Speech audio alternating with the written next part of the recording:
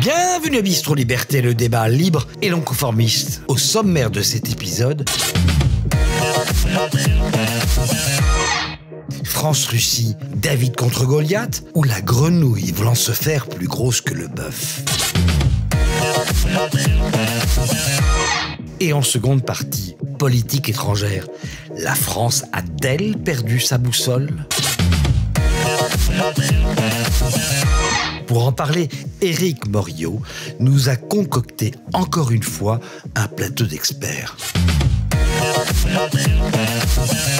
Je vous demande d'accueillir Caroline Galacteros. Elle est docteure en sciences politiques, ancien colonel dans la réserve opérationnelle des armées et ancienne directrice de séminaire à l'école de guerre. Elle dirige le think tank Géopragma et a ouvert en janvier sa chaîne YouTube baptisée Paix et Guerre. Saluons le courage de Didier Tauzin. Ce général de division de l'armée de terre est notamment connu pour sa participation à la guerre du Rwanda et à son opposition au mariage pour tous, mais aussi à la GPA. Tonnerre d'applaudissements pour Yves Pozzo di Borgo, l'ancien sénateur qui a pris position contre le pass sanitaire. Il est ici en tant que grand spécialiste de la Russie. Enfin, rendons hommage à Nicolas Dupont-Aignan. Après Sciences Po et Dauphine, il intègre l'ENA. Cet ancien maire d'Hyères est député de l'Essonne depuis 1997. Son parti souverainiste Debout la France a conclu une alliance avec le Rassemblement national pour le deuxième tour de 2017. À TVL, on aime son courage politique et sa clairvoyance. Pas de doute, c'est un bistrot d'experts en géopolitique que nous avons ce soir. Applaudissements au public qui est à chaque fois toujours plus nombreux. Donc merci à vous tous, merci à vous qui nous regardez donc tous les 15 jours. Hein, vous êtes à chaque fois, on ne cesse de le répéter, toujours plus nombreux, et pas seulement sur YouTube, mais aussi en podcast, hein, puisqu'on est diffusé en podcast et on est très très bien classé parmi les podcasts. Donc continuez à nous liker, à partager, enfin comme d'habitude. Je ne cesse de le répéter. En tout cas, un grand merci à tous. Donc vous l'avez compris, une émission particulièrement sensible ce soir, encore une fois, où nous parlerons beaucoup sans doute de Russie, mais aussi de guerre en Ukraine et, m'a-t-on dit, un petit peu aussi d'Emmanuel Macron et de la France. Mais avant cela, eh bien, il y a une petite tradition quand même sur Bistro Liberté. On aborde rapidement, hein, c'est une occasion de faire un petit tour de table et d'engager une introduction, voilà, à cette soirée, quelques sujets d'actualité. Tout d'abord, je ne sais pas si vous l'avez vu, mais c'était le 28 mars dernier sur les réseaux sociaux. C'est passé relativement inaperçu, mais j'aimerais quand même vous faire réagir à ces images que vous avez sûrement dû voir. C'est cet appel à la prière qui a été lancé depuis la résidence du Premier ministre écossais. Alors, est-ce que ça vous a choqué ? On va d'abord être galant, on va faire réagir Caroline Galacteros. Oui, alors j'ai vu cela. Bon, comme vous l'avez dit, Eric, c'est la résidence, donc c'est sa maison, si vous voulez. C'est pas son bureau. Voilà, la résidence officielle. Hein. Voilà, c'est sa résidence officielle, bien sûr, de Premier ministre, mais enfin, c'est son espace, entre guillemets, privé. Oui, ça me choque, moi, oui, bien sûr. C'est-à-dire, on se rend compte de l'évolution à la fois des pratiques, une certaine décontraction avec laquelle ce genre de choses est aujourd'hui possible, filmé, retransmis. Surtout ce sont ces équipes qui ont filmé et relayé. C'est la rupture du jeûne, c'était le moment, je crois, de la rupture du jeûne. Et quelqu'un est venu appeler à la prière à cette occasion-là. Mais ça dit quoi de la place de la religion musulmane dans les pays occidentaux, d'après vous Elle est croissante. Elle est croissante. C'est pas un scoop. Hein. Et ça vous a choqué ou pas ? Ça vous choque ces images ou pas tant que ça finalement ? Je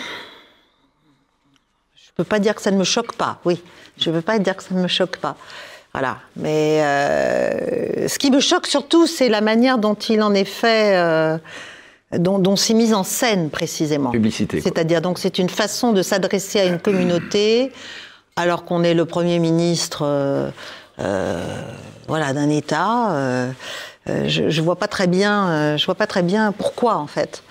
si ce n'est un appel direct à une partie de l'électorat. Pour être tout à fait précis, il a organisé un appel à la prière, donc il a donc fait venir, je suppose, un imam. Oui. C'est pas lui directement qui faisait cet appel à la prière, bien entendu. Mon général, une réaction? Pour moi, c'est une sorte de trahison des racines de civilisation de l'Écosse et de l'Europe. Une forme de trahison.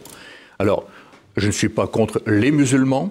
Par contre, l'islam, j'ai beaucoup travaillé l'islam, enfin beaucoup, j'ai travaillé l'islam, et puis j'ai beaucoup discuté avec des intellectuels musulmans, qui m'ont fait comprendre que l'islam n'est pas vraiment une religion. Il faut savoir qu'elle a été suscitée par les judéo-nazaréens à la fin du 1er siècle, n'est-ce pas? Et c'était essentiellement pour combattre le christianisme naissant. Et donc, c'était la raison d'être dès le départ de l'islam.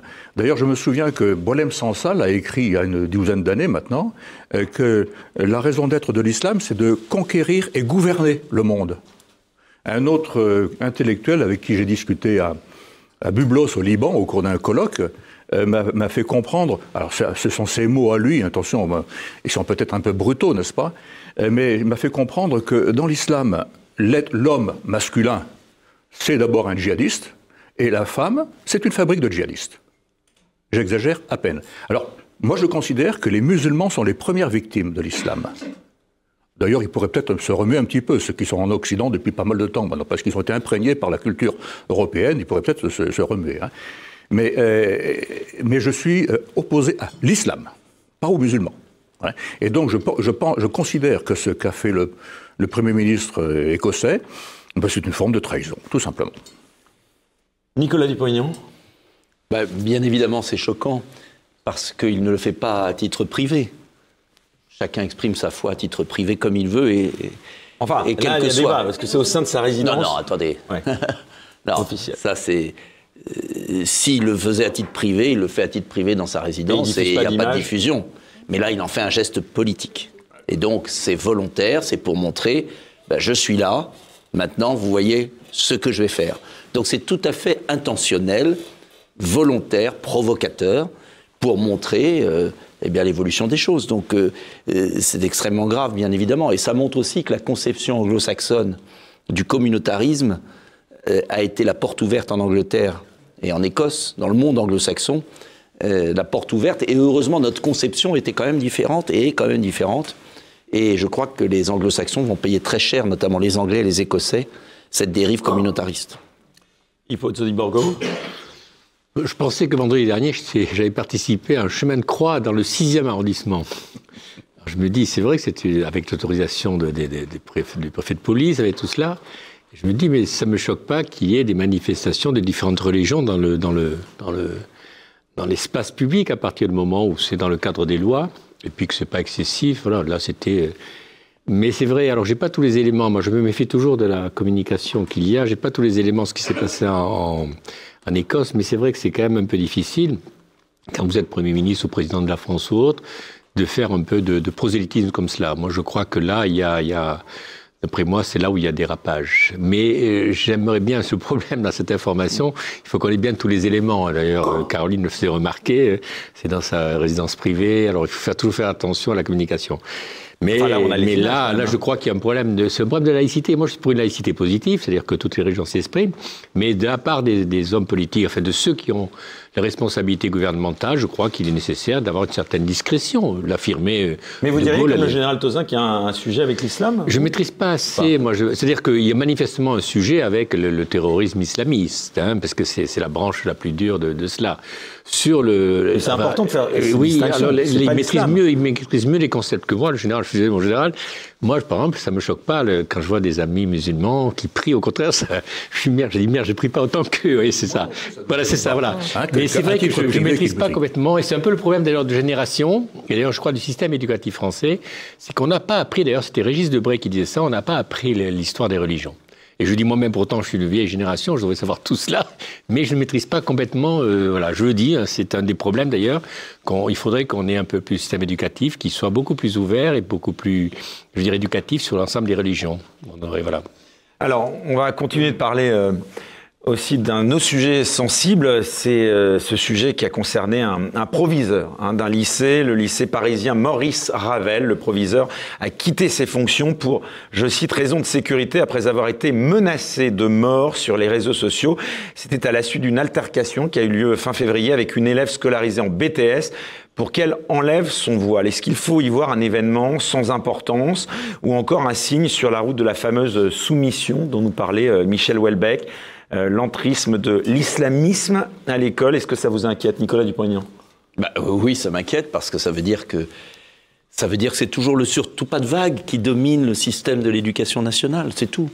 C'est que ce proviseur s'est senti obligé de démissionner et que la structure éducation nationale, le ministère l'a laissé tomber. Voilà la réalité. C'est tout. Donc on peut tergiverser, inventer plein de choses. Il a démissionné parce qu'il a eu peur. C'est tout. Il n'a pas été soutenu. Donc c'est tragique. C'est l'application de la loi. La loi n'est pas appliquée. Enfin, c'est quand même fou. Cette loi qui fait consensus, et qui fait consensus aussi, il faut quand même le dire, chez la plupart des musulmans. Donc moi, j'ai dans ma circonscription des élèves de toute confession, et c'est une libération pour les jeunes filles. Donc on doit l'assumer sans complexe. Voilà.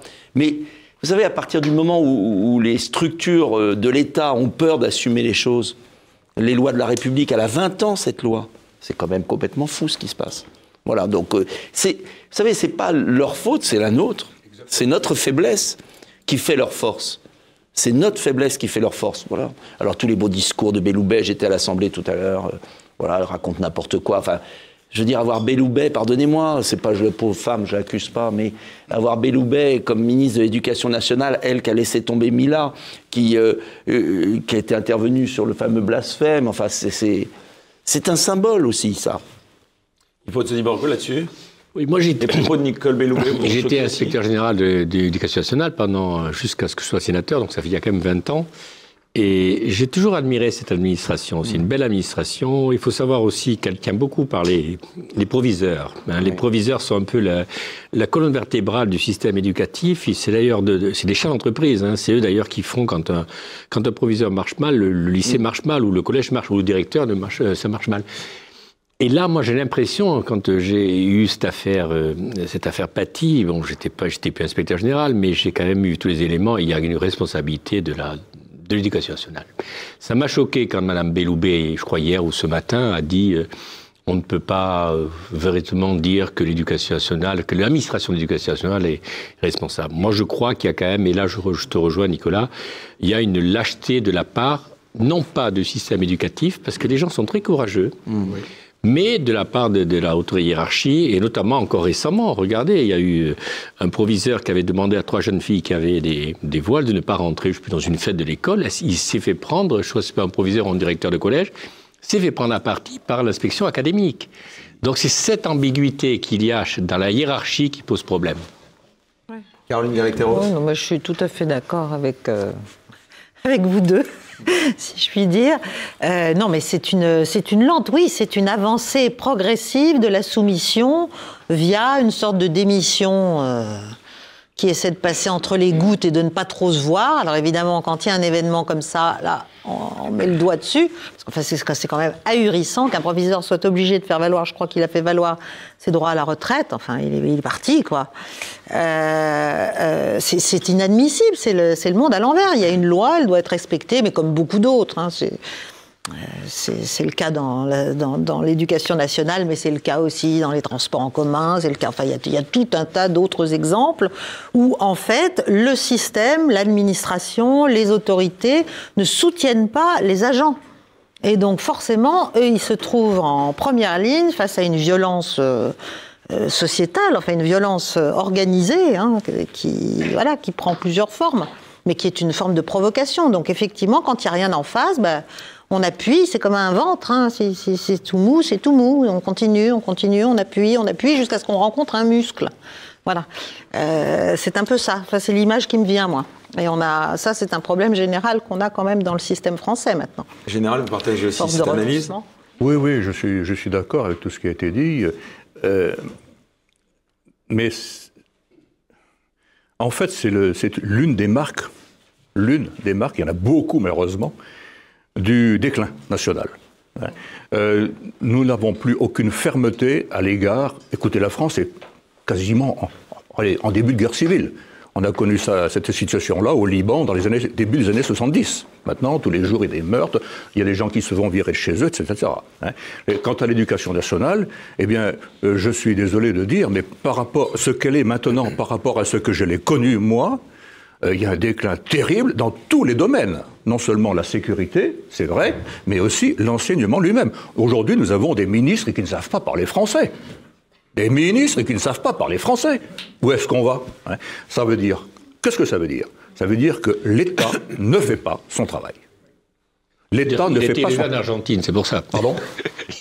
Le ministre qu'elle fait allusion, il a été élevé en Argentine. Il n'a pas été élevé par le système français. L'État ne fait pas son travail. Et alors, la première fois que j'ai voté, c'est en 1974. Vous vous rendez compte, c'est pas nouveau. Je crois pouvoir dire que j'ai vu la France décliner depuis 50 ans. Depuis De Gaulle, la France décline.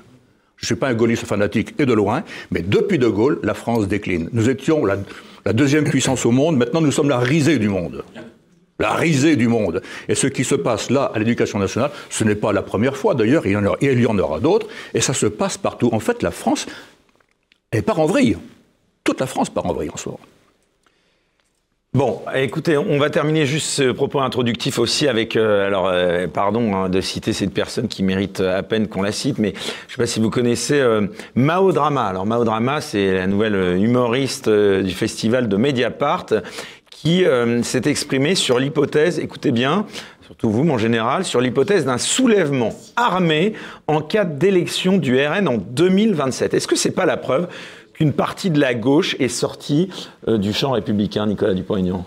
Oui, mais Est-ce que c'est si anecdotique que ça? c'est pas anecdotique, mais c'est pas anecdotique. La question, pareil, des dingues, il y en a toujours eu. La question est de savoir si on réagit aux dingues. Voilà, c'est ça la question. Et s'il y a un procès, et quelle sera la sentence des juges? Voilà. Parce qu'imaginez à l'inverse qu'un humoriste ou qu'un humoriste dit de droite disent ça dans une émission, ici, si Macron gagne, il va falloir faire un soulèvement armé. Bon, je pense que ça finirait vite mal. Bon, donc la vraie question, c'est est-ce qu'on réagit? Et où je suis pas totalement, pardonnez-moi, général. Vous avez raison. Enfin, c'est pas que je partage votre constat. D'accord. Mais pour moi, le poisson est pourri par la tête. Complètement. Parce que je vois mes concitoyens, si on faisait des référendums sur tous les sujets, mais à 90%, ils sont d'accord avec nous sur beaucoup de sujets. Bien sûr. Donc, c'est vraiment un problème de poisson qui pourrit par la tête, de déliquescence d'élite, ce qui est incompréhensible. Cette faiblesse est incompréhensible, et elle existe. Voilà, et ils sont responsables de ce pays, de notre pays qui part en vrille. Là, je partage votre constat. Ouais. Mais c'est pas tout qui fout le camp, parce que il y a tout en France pour réagir. Tout est là. Mais quand on voit ça, un pays incroyable. La question sous-jacente que pas mal de gens commencent à poser, ce qui est vraisemblable au vu des sondages, est-ce que si demain Marine Le Pen accédait au pouvoir en 2027, est-ce qu'on ne risquerait pas de connaître une situation, une forme de guerre civile? Ça fait partie de cette petite musique visant à faire peur aux Français qui parfois est un peu peureux, un peu lâches. Ah, si Marine Le Pen ou un autre passe, ça va être la guerre civile. Non. En plus, ça se passera très bien, quoi qu'il arrive. Voilà, il y avait les chars russes qui devaient arriver sur la place. Oui, mais donc ça fait partie de la petite musique pour dissuader d'alternance et pour empêcher les gens de voter. Donc il ne faut pas lui attacher plus d'importance que ça. Mais la vraie question, c'est pourquoi elle est sur France Inter. Je crois qu'elle est sur France Inter. Oui, aussi, oui. Mais ça, c'est le problème. C'est le problème beaucoup plus global de la radio publique, qui est une honte absolue. J'ai les derniers chiffres de l'Arcom. C'est scandaleux de voir France Inter ne respecte rien. France Inter ne respecte pas la loi sur les temps de parole. L'Arcom le sait. Pourquoi l'Arcom vise CNews et pas France Inter? C'est une question. Voilà donc pour l'introduction de cette émission. On passe tout de suite, sans plus attendre, au premier débat. Et on va parler des relations entre la France et la Russie. France-Russie, David contre Goliath ou la grenouille voulant se faire plus grosse que le bœuf? La France peut-elle affronter la Russie? Quelles relations doit-on adopter à l'égard de ce pays? Quels sont les intérêts de la France en Ukraine? Voilà donc le thème de ce premier sujet d'un débat qui s'annonce, je pense, sensible. Alors, merci encore une nouvelle fois à tous nos experts qu'on ne voit pas tant que ça, finalement, sur les plateaux mainstream. Vous parliez des médias. Comment vous expliquez, Caroline Galacteros, qu'on ne voit pas plus sur BFM TV, J'explique très bien. CNews, LCI, non, LCU, devrais-je dire, peut-être même. Oui, voilà, c'est ça. C'est ça, c'est le bon acronyme. Non, parce que c'est fou, ici, tous autour de moi, vous avez quand même eu, et encore, d'éminentes responsabilités. Et finalement, Nicolas Dupont-Aignan parvient un petit peu à passer à travers les mailles du filet, mais c'est pas finalement tant que ça. Donc comment vous expliquez que vous soyez invisibilisé, que ce soit que sur les médias alternatifs, qu'on puisse avoir la chance de vous avoir? Mais oui, vous avez de la chance, ça c'est vrai. Non, mais pourquoi? Alors, je tiens à préciser d'ailleurs, pardon, je ne l'ai pas dit en introduction, que vous avez créé votre chaîne YouTube, elle est toute récente. Justement, et c'est incroyable, vous avez déjà près de 50 000 abonnés en à peine quelques semaines, donc c'est fou. On va vers 45 000, voilà, c'est très bien. Abonnez-vous tous. Voilà, donc, donc on va la mettre, on rappelle le nom de cette chaîne. Elle s'appelle Paix et Guerre, c'est tout un programme, c'est le mien. Voilà, donc on va pouvoir comme ça s'abonner. Oui, non, mais enfin, il faut aussi savoir se défendre. Créer vos propres moyens de communication. Donc ça, c'est certain. Ça, c'est certain. La vérité n'a pas bonne presse. En fait, il n'y a plus d'analyse. Il n'y a plus d'évaluation lucide des situations. Très vrai. On est dans une dérive dogmatique et idéologique complètement dingue. Et là, le thème de ce débat va, j'imagine, permettre d'en parler. Parce que là, les intérêts de la France en Ukraine, c'est quand même un sacré sujet que je veux bien traiter. Et donc, moi qui, effectivement, il y a encore quelques années, pouvais parler de choses déjà sensibles, d'ailleurs déjà de Russie, mais aussi de Syrie, mais aussi de géopolitique générale, de relations avec les États-Unis, avec la Chine, c'est juste devenu impossible. Nous sommes dans une bulle de mensonges, en fait, de mon point de vue, assez net, sur beaucoup de sujets en matière internationale, et vous ne pénétrez pas à l'intérieur. Ou alors c'est un tir croisé. Voilà, c'est...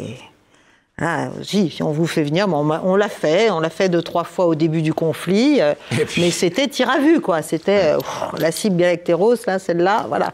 Bon, alors, il se trouve que moi, j'ai le calme des vieilles troupes, si j'ose dire. Voilà, et je continue à dire ce que je pense avoir le devoir de dire. Parce que ce que je fais, c'est de l'analyse, c'est pas du blabla, c'est pas du commentaire sur fond d'ignorance et de prétention. Je suis stipendiée par personne, je suis payée par personne. Je dis ce que je pense devoir dire sur ce sujet qui me semble très très important pour notre pays. Alors, et où je pense qu'on a juste tout faux. Voilà, donc... Alors justement, on entre dans le vif du sujet. J'aimerais qu'on vienne d'abord sur les propos en général récents du président de la République, Emmanuel Macron, toujours plus provocateur à l'égard de la Russie. Comment est-ce que, de manière générale, vous qualifieriez ces propos? Donc Caroline, et après les autres agissent. Ça vous a surpris ou même pas, finalement? Vous voulez dire toute la séquence des propos appuyés, réaffirmés, relayés non, mais je pense qu'on est dans une fuite en avant extrêmement délétère, extrêmement dangereuse pour la France. Voilà. Et alors, pourquoi le président fait-il cela? Pourquoi a-t-il cette analyse des choses? Agit-il seul? Est-ce que c'est lui qui pense ça de ce conflit? Parce que, certes, nous vivons dans une bulle de propagande, etc., depuis 2 ans sur le conflit en Ukraine. Donc, on nous explique ce qu'on doit penser, qui est bon, qui est gentil, qui est mauvais, qui est... Bon, ok. Mais quand même, quand on est informé, quand on est au sommet de l'État, qu'on a des réseaux et des gens partout, théoriquement, pour vous montrer un peu les choses d'un peu plus haut et un peu plus loin aussi, de voir un peu plus loin, on devrait avoir une autre vision de ce conflit. Donc, il prend pour moi des risques très importants. Il le fait en avant de la main de ses partenaires européens qui en profitent, par contraste, et qui sont plus prudents. et je pense qu'ils vont l'être de plus en plus d'ailleurs, et ça s'est vu lorsqu'il a parlé d'envoyer des troupes au sol. Bon, là, on a quand même eu un concert assez unanime jusqu'à Washington. Par rapport à la Russie, ses propos, quand il parle de Poutine... Non, mais pour moi, c'est l'inverse de ce qu'il faut faire, si vous voulez. Pour moi, on est dans une situation où, les intérêts de la France en Ukraine, c'est essentiellement que le conflit s'arrête vite. Pour le reste, je ne vois pas très bien quels sont les intérêts de la France en Ukraine. Je ne vois pas en quoi la Russie menace la sécurité de la France. Voilà, c'est pas vrai, c'est faux. Je ne vois pas pourquoi est-ce qu'on ne... Est-ce que par ses propos, lui, Emmanuel Macron, il nous déplace en danger potentiellement? Oui, il nous projette et il nous déplace sur une ligne de front de plus en plus directement, alors que les tensions s'aggravent, notamment depuis le dernier attentat, mais c'est une lente progression. Comme on est dans une escalade, c'est de plus en plus dangereux, de moins en moins maîtrisable, avec des risques de dérapage de plus en plus importants. Et nous, on est là à faire comme si on devait être en première ligne parce que nous volons au secours de l'Ukraine. Mais voler au secours de l'Ukraine, c'est essentiellement lui permettre aujourd'hui d'arrêter vite les frais et vite le massacre et vite discuter. Et je pense que les Espagnols, les Italiens, les Allemands, etc. Font des choses beaucoup plus utiles que nous et que nos diplomates et nos émissaires, parce qu'il n'y en a pas d'ailleurs, français vis-à-vis de la Russie. Alors justement, mon général, Caroline Galacteros parlait justement du fait qu'ils prennent peut-être des décisions, pas seuls quand même, et qu'il y ait peut-être des généraux. Il est entouré quand même au plus haut sommet de l'État d'un chef d'état-major des armées, on le rappelle. Comment d'abord ça se passe et qu'est-ce que ça vous inspire? Est-ce que c'est une déclaration, ce sont des déclarations qui sont prises de son propre chef? Est-ce qu'il est conseillé en cela et, on va dire, incité à faire ce type de déclaration? Comment ça se passe, vous qui avez sans doute côtoyé au plus haut niveau les décisions, les paroles de chef d'État? Je n'ai pas travaillé à ce niveau-là. J'aurais pu, sous certaines conditions que je n'ai pas acceptées. Et donc, je ne sais pas exactement. Mais ce que je sais, c'est que le président de la République est sans cesse conseillé à la fois par des diplomates, par des spécialistes de l'Ukraine, de la Russie, etc., et puis par des militaires. Alors maintenant, que fait-il de ces conseils? C'est à lui que cela appartient. C'est lui qui décide. Le président de la République française a non pas un pouvoir absolu, mais il a beaucoup de pouvoir. Et donc, et je ne sais pas quels sont non plus les conseils prodigués par les militaires. Pardon? Les conseils justement prodigués par les militaires, non, vous avez pas... Non, je ne sais pas. Bon, je ne sais pas, je n'ai pas connaissance de cela. Mais je suis...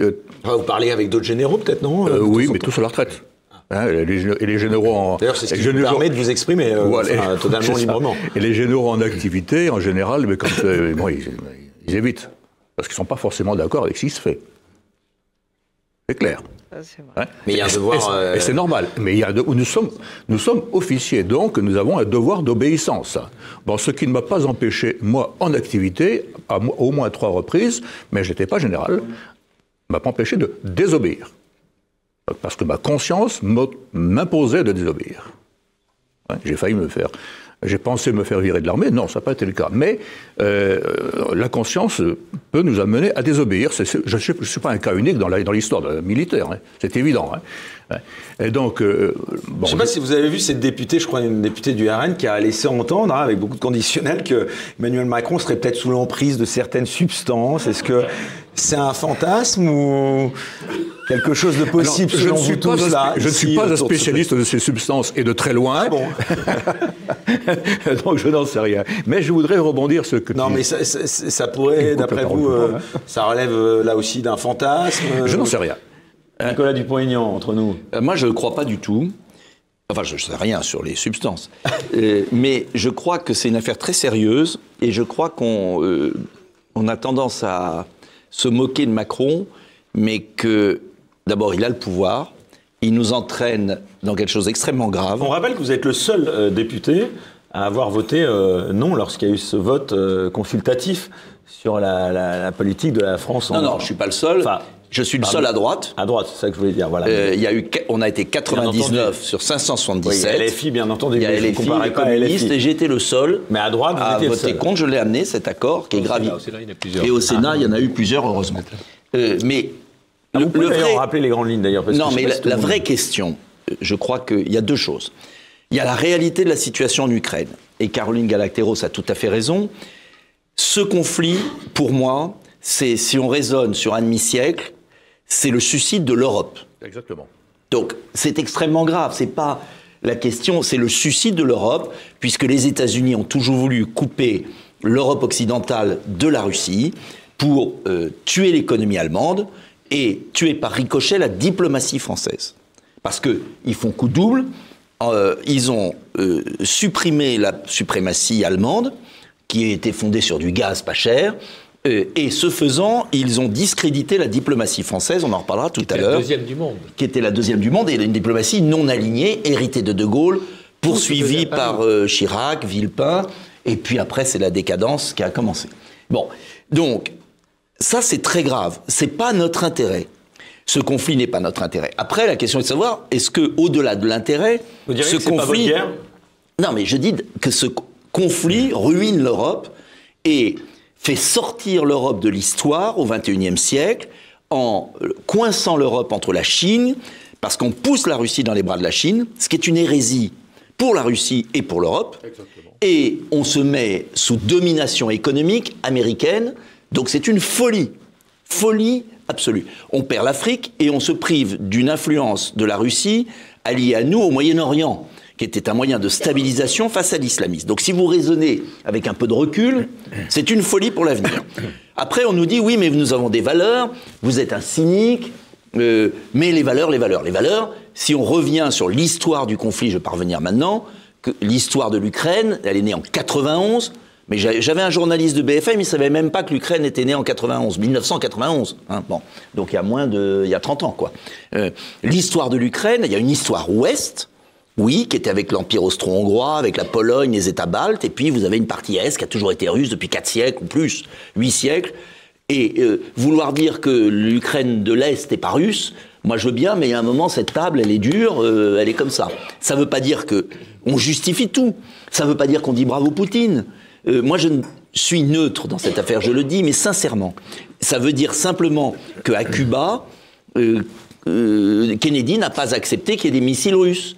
Eh bien, on peut comprendre, sans pour autant approuver tout ce que fait Poutine du tout, on peut comprendre qu'il n'ait pas envie qu'il y ait des bases de la CIA à la frontière russe et qu'il n'ait pas envie que l'OTAN arrive à la frontière entre l'Ukraine et la Russie. Il n'y a pas besoin d'avoir fait Polytechnique pour comprendre ça. Bon, bref. Mais je finis, le général veut intervenir et je vais lui laisser la parole. Mais ça, c'est, je crois, les deux vérités. L'histoire de l'Ukraine et l'histoire du suicide européen pour l'avenir. Après, il y a Macron. Macron, moi, je pense qu'il ne raisonne pas du tout comme nous. Vous avez vu quand même ces belles photos à la Rocky Balboa, là, où Macron, il boxe avec un biceps. Et après, Macron, il raisonne pas comme nous. Macron, il raisonne, il s'est fait humilier au Salon de l'Agriculture, son quinquennat est un fiasco absolu, il le sait, il est très impopulaire, et il a été réélu grâce à la grosse ficelle ukrainienne, parce qu'en 2022, il n'aurait pas été réélu s'il n'y avait pas eu l'Ukraine, et donc il se dit... Il n'en a rien à faire de ceci, cela, la vérité, pas la vérité. Il a trompé les Français en 2017, ils sont tombés dans le panneau. Il les a retrompés en 2022, ils sont tombés dans le panneau. Mais pourquoi il se priverait ? Il continue, il exploite les grosses ficelles. Et voilà. Très peu de Français s'élèvent contre ces propos, hein, d'ailleurs. C'est tactique. Et puis, en plus, ça lui permet de viser l'objectif d'après, qui est d'être président de la Commission européenne. Et pour être président de la Commission européenne, il faut faire oublier qu'il était perçu comme un pro-Poutine au début du conflit, par tous les pays baltes, la Pologne, tout l'Est. Donc il se refait une virginité vis-à-vis de tous ces pays, et il se dit c'est tout bon électoralement, j'évite le naufrage de ma liste aux européennes, elle va remonter de 10 à 20. Deuxièmement, je me fais bien voir des gens dont j'aurais besoin des voix. Et troisièmement, s'il y a une paix qui arrive, un cessez-le-feu, j'irai dire partout, toutes les télés, c'est grâce à moi, vous voyez, j'étais ferme, Poutine l'a calé. Voilà la réalité. Et donc, il n'en a rien à faire de jouer avec le nucléaire, il n'en a rien à faire de tout ça. Il ne pense qu'à lui, qu'à son intérêt personnel. Tout le reste ne l'intéresse pas. Mais ça fait combien d'années qu'il travaille comme ça ? Vous êtes... Alors, général, vous allez redire un mot, et puis après, Yves Pozzo-di-Borgo, juste, vous êtes inquiet, vous, d'une potentielle entrée en guerre de la France contre la Russie ? C'est ça la question. Oui, c'est-à-dire que ce qui peut se produire, c'est un engrenage qu'on n'arrive plus à maîtriser. Et tout à fait. Ouais. Alors, je voudrais préciser que dans les années 94-15, après avoir commandé le premier PIMA, j'ai été à l'état-major de l'armée de terre à la cellule prospective. Et nous devions travailler sur les années, ce que serait la France, l'Europe, le monde dans les années 2020 à 2030. Et nous avions malheureusement vu juste. Ouais. Et là, maintenant, nous pouvons, par engrenage, aller vers une guerre nucléaire, bactériologique, chimique, etc., etc., IA, intelligence artificielle, qui pourrait détruire jusqu'à 5 milliards de personnes sur la Terre. Rien que ça. Bien. Donc, oui, je crains cela. Je crains l'engrenage. Si bien qu'aujourd'hui, ce n'est plus des calculs politiciens qu'il faut faire. C'est plus non, les intérêts de... Ce risque, on le court vraiment. Caroline Galacteros, je vous vois vous acquiescer ou pas, ce risque de guerre mondiale, oui, ça nucléaire. c'est le bout ultime, c'est le pire du pire du pire. Mais avant cela, il y en a bien sûr. Il y a le pourrissement. Mais oui. Il y a le pourrissement et le désastre pour des décennies peut-être de la sécurité européenne. Parce que là, si ce conflit se poursuit, si la Russie réagit, overréagit, que les soldats de l'OTAN entrent d'une manière ou d'une autre, ça va très très mal se passer tout ça. Bon, est-ce qu'il y aura un coup nucléaire tactique russe pour dire à tout le monde, bon maintenant ça suffit, vous vous souvenez de ce que c'est que l'arme nucléaire? Ouh, on se réveille. Bon, mais enfin, on l'a aussi, pardon, mais là, bon, il y a Tolstoï qui a dit qu'on n'a que 200 ogives nucléaires, mais il en suffit d'une pour raser, je pense que ça suffit finalement. Oui, mais alors... Bah, une ville, je sais pas, non, je vous pose la question. Parce que finalement, beaucoup de gens disent, il est fou, Macron, de s'opposer à Poutine qui a 5000 et quelques têtes. Mais finalement, chacune de ces... Oui, c'est ce qu'on appelle le pouvoir égalisateur de l'atome, en effet. Mais... pour moi, c'est pas vraiment ça le vrai sujet. Ce qui nous pend au nez beaucoup plus sûrement. Non, il peut tenir tête à Poutine, c'est ça, moi. Mais non, il peut évidemment. Enfin, mais non, voyons. Non, c'est la grenouille et le bœuf. Là. Il y a d'autres images. Il y a aussi la grenouille qui est dans un bocal d'eau et puis la température monte, elle se rend compte de rien jusqu'au moment où elle crame, quoi. Elle est toute brûlée. Donc, on est un peu entre ces deux images, si vous voulez. Mais le sujet, pour moi, c'est que nous sommes dans une situation en Europe, Nicolas Dupont-Aignan l'a très bien dit, où clairement maintenant les États-Unis ont réussi avec cette guerre qui n'est qu'une guerre par proxy. L'Ukraine, c'est le champ de bataille, c'est ça qu'il faut comprendre. Qu'est-ce que vous voulez dire par guerre par proxy? C'est une guerre par pays, par procuration, par pays interposé. En l'espèce, c'est l'Ukraine. Elle s'est jetée contre la Russie qui, de manière, maintenant on le sait, de manière préemptive et préventive, est entrée la première avant que l'offensive contre le Donbass ne se fasse trop. Donc, cette guerre se produit. Nous sommes, nous aussi, les proxys américains, en deuxième rideau, si vous voulez.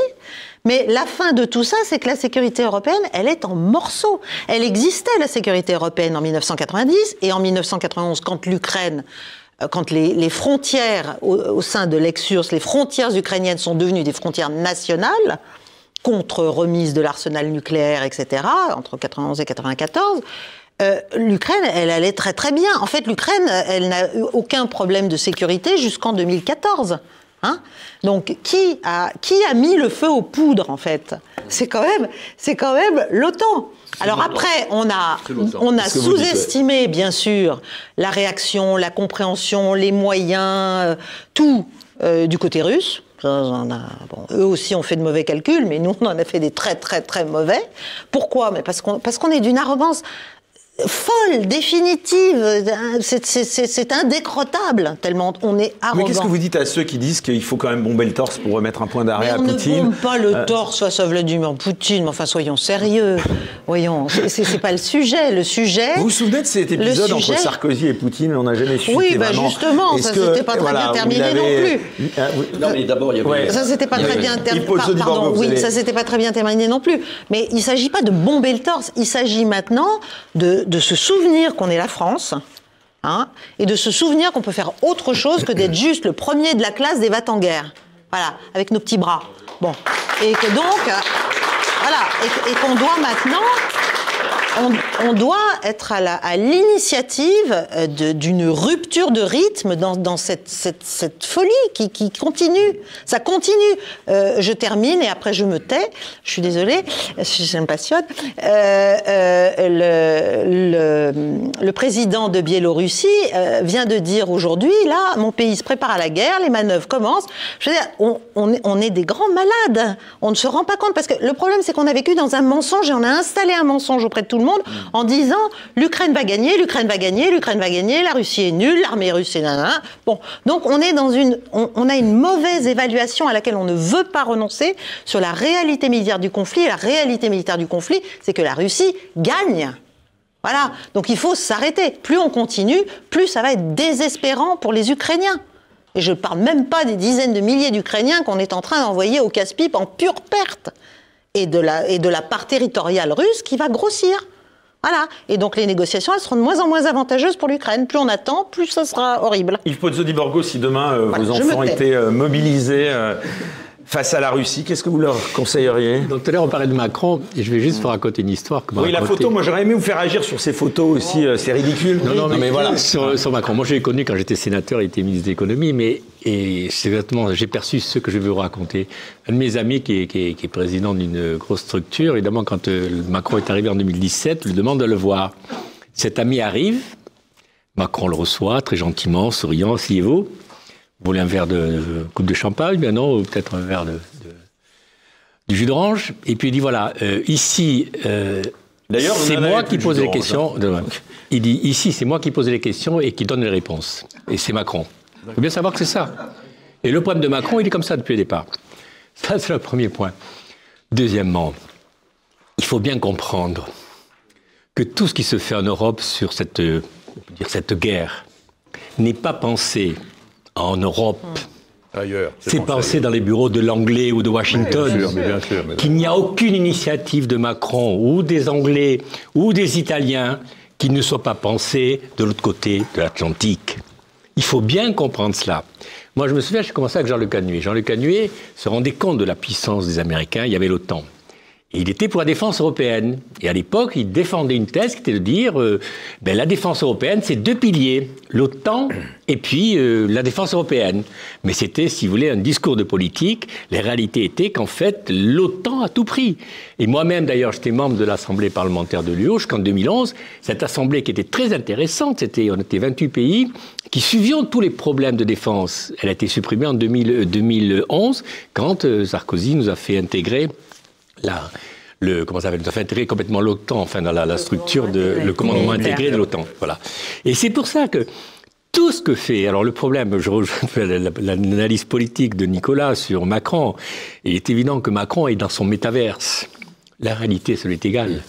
Son problème, si vous voulez, c'est d'exister face à son opinion publique, face à l'opinion publique européenne, et face à ses intérêts. Il n'est dans aucune, il a aucune empathie avec ce que peuvent vivre les Français, ce que peuvent vivre les Européens, c'est pas son problème. Il a une logique un peu comme un banquier qui veut faire son deal, et il le fait, c'est tout. La France, il s'en fout. Moi, je pense qu'il... non, mais c'est pas... Je pense que la France, il s'en fiche. Je ne connais pas. Il la connaît pas aussi, l'idée. Mais attendez... Ça lui permet de vivre. Mais attendez, la France, d'après vous. La question, c'est pas de savoir ce qu'on pense. Ouais. C'est ce qu'on voit. C'est ce que je constate. Il aura détruit le pays. Il achève le pays. Il le pille. Donc voilà, il est dangereux. Mais moi, je l'ai toujours dit, on ne peut pas me reprocher de ne pas l'avoir dit. Attitude face à la Russie, j'ai vu dans la présentation, si en 2017 j'ai pris mes responsabilités, c'est pas que j'étais obligatoirement... je savais bien les faiblesses et les forces de Marine Le Pen. Mais c'est parce que pour moi, il n'y avait pas de choix possible autre. Parce que ça se voyait à l'œil nu. Et il a appliqué ce qu'il a dit. C'est-à-dire, ce qu'il faut bien comprendre, c'est qu'on le prend trop comme un rigolo, comme... Il applique un agenda qui est celui de la destruction de la France au service d'intérêts qui correspondent aux siens. Mais fixé par qui, cet agenda? Mais c'est un mélange. C'est un mélange, c'est ça, j'allais dire, alors là, vous allez me trouver marxiste, mais c'est sa classe. C'est d'où il vient, les États-Unis, une certaine Amérique. Parce que ce qui est dangereux, et je rejoins Caroline là-dessus, ce qui me paraît dangereux, là, on a une période jusqu'à l'élection américaine extrêmement périlleuse. Pourquoi? Parce que vous avez un Biden qui veut à tout prix mettre Trump devant le fait accompli. Et donc, moi, ce qui m'inquiète, s'il n'y avait que les intérêts politiciens de Macron, on pourrait se dire, bon, on va pouvoir passer entre les gouttes. C'est des gamineries. Voilà, parce que ce sont des gamineries. Mais moi, ce qui m'inquiète, c'est que, et le général le sait, l'engrenage de la guerre, parfois, échappe. Ah, c'est terrible. Et là, vous avez tous les ingrédients d'une tragédie grecque. Exactement. Vous avez l'élection américaine où vous voyez très bien entre l'Ukraine et la France, d'après vous. Oui, mais ça, je vais revenir dessus. Mais nous emporter dans l'engrenage de la guerre. Oh, bien sûr. Mais d'abord, il y a Biden. Biden, c'est aux abois. Le fils Biden a fait des horreurs en Ukraine. Il faut voir que l'Ukraine, c'est le laboratoire de tout le capitalisme décervelé, fou, le financement de tous ces gens-là, des Biden, de tous les réseaux. Donc vous avez en Ukraine le pot pourri, voilà, le pot pourri du capitalisme dérégulé. C'est un champ d'expérience des fous. Donc c'est l'Ukraine. Donc évidemment, ils veulent pas savoir ce qui va se passer là-bas. Ils veulent pas que Trump puisse arriver. Donc ils sont face à cette peur de Trump. Ils sont ensuite face à cette victoire de la Russie qu'ils n'avaient pas pu imaginer. Ils sont face à l'épuisement du système ukrainien. Et moi, ce qui me révolte, et je trouve qu'on ne dit pas assez les choses, c'est quelles sont les valeurs de Zelensky. Il a supprimé les élections. Alors, je ne dis pas que les élections russes sont géniales. Moi, alors là, je suis pas... Parce qu'attention, il ne faut pas, je crois, dans notre position, il y en a certains chez nous, tout ce que fait Poutine est génial, tout ce que font les... Non, moi, je suis pas... J'essaie d'être le plus objectif possible. Mais... Zelensky a supprimé l'élection présidentielle et les élections législatives. Son régime est en train de s'effondrer. Ses opposants sont en prison ou exilés. Les opposants sont en prison. Donc, c'est un combat fratricide à l'intérieur. Donc, il y a rien à... Mais on n'a pas le droit de le dire en France. On n'a pas le droit de le dire. Donc, vous avez ce problème ukrainien, la victoire russe, l'effondrement ukrainien, Trump, Biden et un Macron à bout de souffle en France...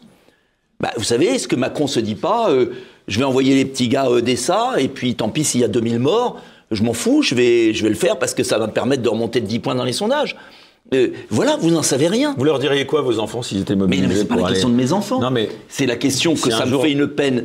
C'est abominable.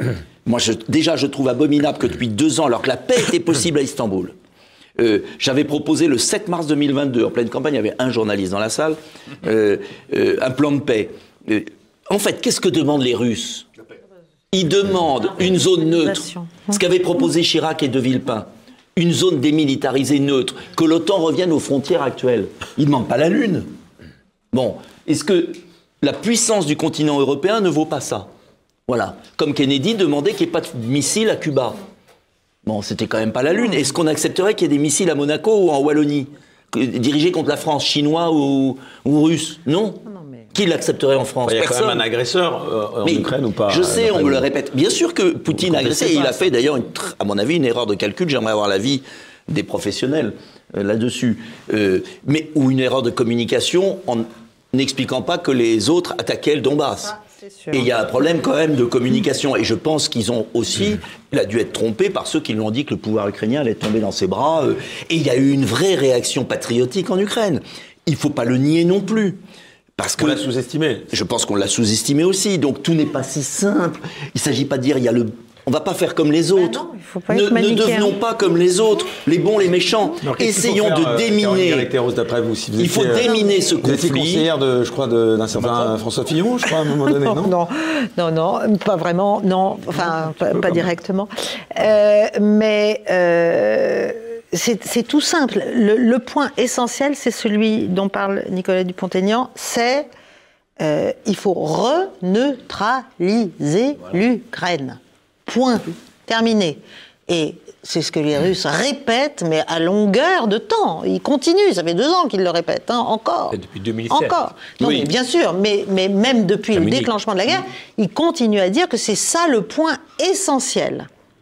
Alors, eux, ils sont en train de démilitariser l'Ukraine pour faire en sorte qu'elle ne soit plus un danger militaire. Mais la question stratégique demeure, puisqu'il est bien entendu que nous sommes le QG, la logistique, le renseignement, enfin,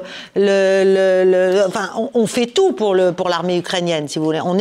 C'est vraiment, l'Ukraine, c'est le champ de bataille, mais derrière, c'est quand même les armées occidentales qui se battent. C'est les pauvres Ukrainiens qui meurent. Et ces pauvres Ukrainiens qui meurent, et l'une des questions essentielles, c'est effectivement celle de la représentativité du pouvoir actuel de Kiev, sur laquelle personne, alors on pose un voile pudique, n'est-ce pas? Comme si le régime de Zelensky, aujourd'hui et déjà à mon avis depuis longtemps, représentait les intérêts du peuple ukrainien. Mais c'est exactement l'inverse. Il est en train de les sacrifier largamanu par charrette entière de pauvres types, jeunes, moins jeunes, maintenant. Bon, voilà, c'est de plus en plus indiscriminé, on va dire, pour rien. Pour rien, parce que militairement, le rapport de force ne pourra pas être renversé. Et vous pensez que si on fait rien, Poutine, il s'arrêtera, l'Ukraine? Ah ben, plus on attend, plus il avance. Hein. Ça c'est... Si vous voulez, il y a deux choses. Vous ne pouvez pas dire il suffit d'avoir des postures martiales. Voilà, nous avons besoin de faire réfléchir Vladimir Poutine. Oui, bien sûr, nous allons faire réfléchir Vladimir Poutine. Faut arrêter, mais on est complètement ridicule. Hein, on est complètement ridicule. La Russie est entrée dans cette opération. Maintenant, elle explique que c'est plus une opération militaire spéciale, c'est une guerre. Elle l'a dit, c'est clair, c'est net. Maintenant, le terme est employé. Le terme est employé. Ils sont en position de force, c'est clair, c'est net, c'est sans équivoque aussi. Vous êtes d'accord avec ça, général? Oui, complètement. Bon. Sur la position de force, militairement? Non, mais parce que donc, là-dessus, il y a... Non, mais non. Et si je peux me permettre... Le front est au bord de l'effondrement. Allez-y. Alors, général, allez-y. Oui, je suis d'accord, et avec aussi ce que vous avez dit tous les deux là-bas.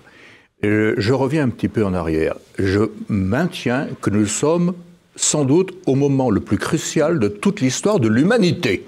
Parce que nous nous sommes donné les moyens... vous allez jusque-là, vous. Oui, parce que nous nous sommes donné les moyens de nous autodétruire en quelques minutes. Et je maintiens qu'il peut y avoir un engrenage. Vous l'avez dit aussi tout à l'heure. Regardez ce qui se passe en ce moment au Proche-Orient. Hein, Israël qui a tiré sur l'ambassade russe, iranienne. Regardez ce qu'a dit la Chine récemment. Hein, où que ce soit, nous sommes prêts à nous engager au profit de la Russie. Il peut y avoir un engrenage dramatique.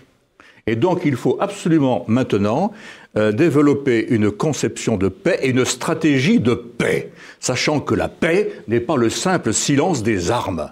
C'est beaucoup plus grand que ça, la paix. Hein. La paix, il faut une volonté, il faut de l'humilité, il faut accepter de dire ses torts, il faut accepter de regarder l'autre comme un être humain comme nous. Exactement comme nous. Hein. Il faut arrêter. Bon, il faut un changement radical de posture et de façon de faire. Mais ça, c'est pas avec Macron et puis compagnie qu'on y arrivera. C'est pas possible. Hein. Et je vois pas en Occident quelqu'un qui soit dans cette démarche. Hein.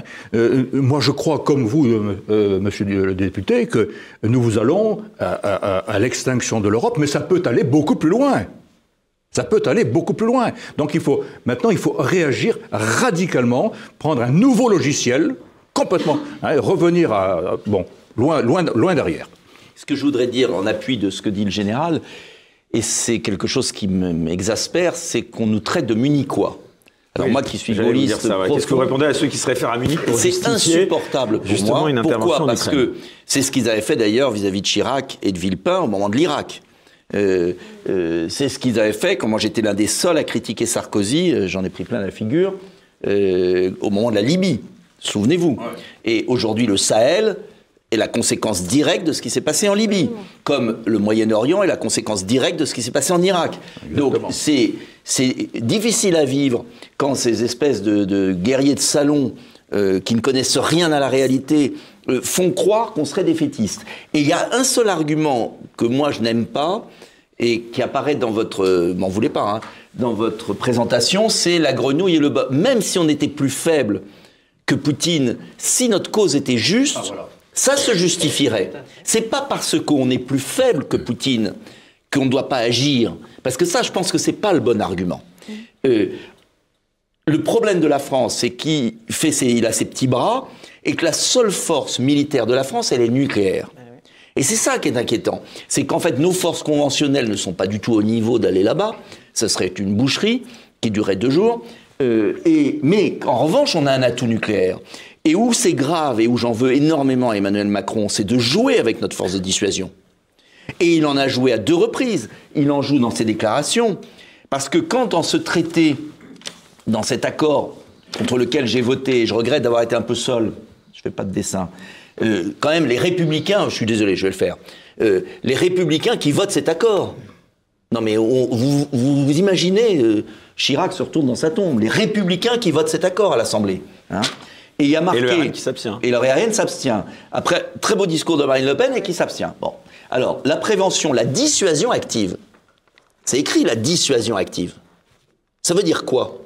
Ça veut dire que depuis le début de ce conflit, Emmanuel Macron joue avec son jouet qu'on lui a confié, qui est la force de dissuasion. Discours de Stockholm. Il dit, je peux utiliser la dissuasion différemment. Et là, dans cet accord de coopération, il marque dissuasion active. Ces 2 mots, moi, me font hurler. Et c'est ce que j'ai essayé d'expliquer à mes collègues. Bon, voilà. Et puis, vous avez l'entrée dans l'OTAN. C'est-à-dire qu'au moment où on sait que la seule voie de paix, c'est que l'Ukraine ne rentre pas dans l'OTAN, il signe cet accord. Et vous savez que cet accord, il a été photocopié. Il est écrit en anglais, cet accord. C'est une traduction, une mauvaise traduction anglaise, avec des termes anglais. C'est un accord qui a été envoyé à tous les pays, fait par Washington, qui a été envoyé dans tous les pays d'Europe. Et le grand discours de Attal, mini-moi, comme je l'appelle, c'est de dire « ça a été signé partout, donc on doit le signer ». Mais c'est une trahison, cet accord. Et vous savez qu'il n'est toujours pas rentré en droit, qu'il n'est pas ratifié. L'article 53. Article 53. Mais quand on le dit, on est face à un mur.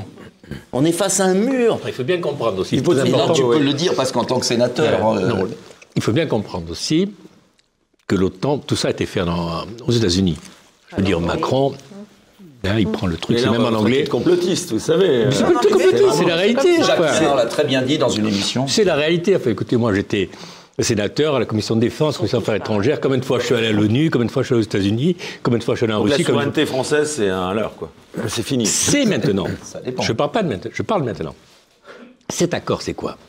Il y a un article 5 dans l'OTAN qui dit que si un pays de l'OTAN est agressé, tous les autres pays y vont.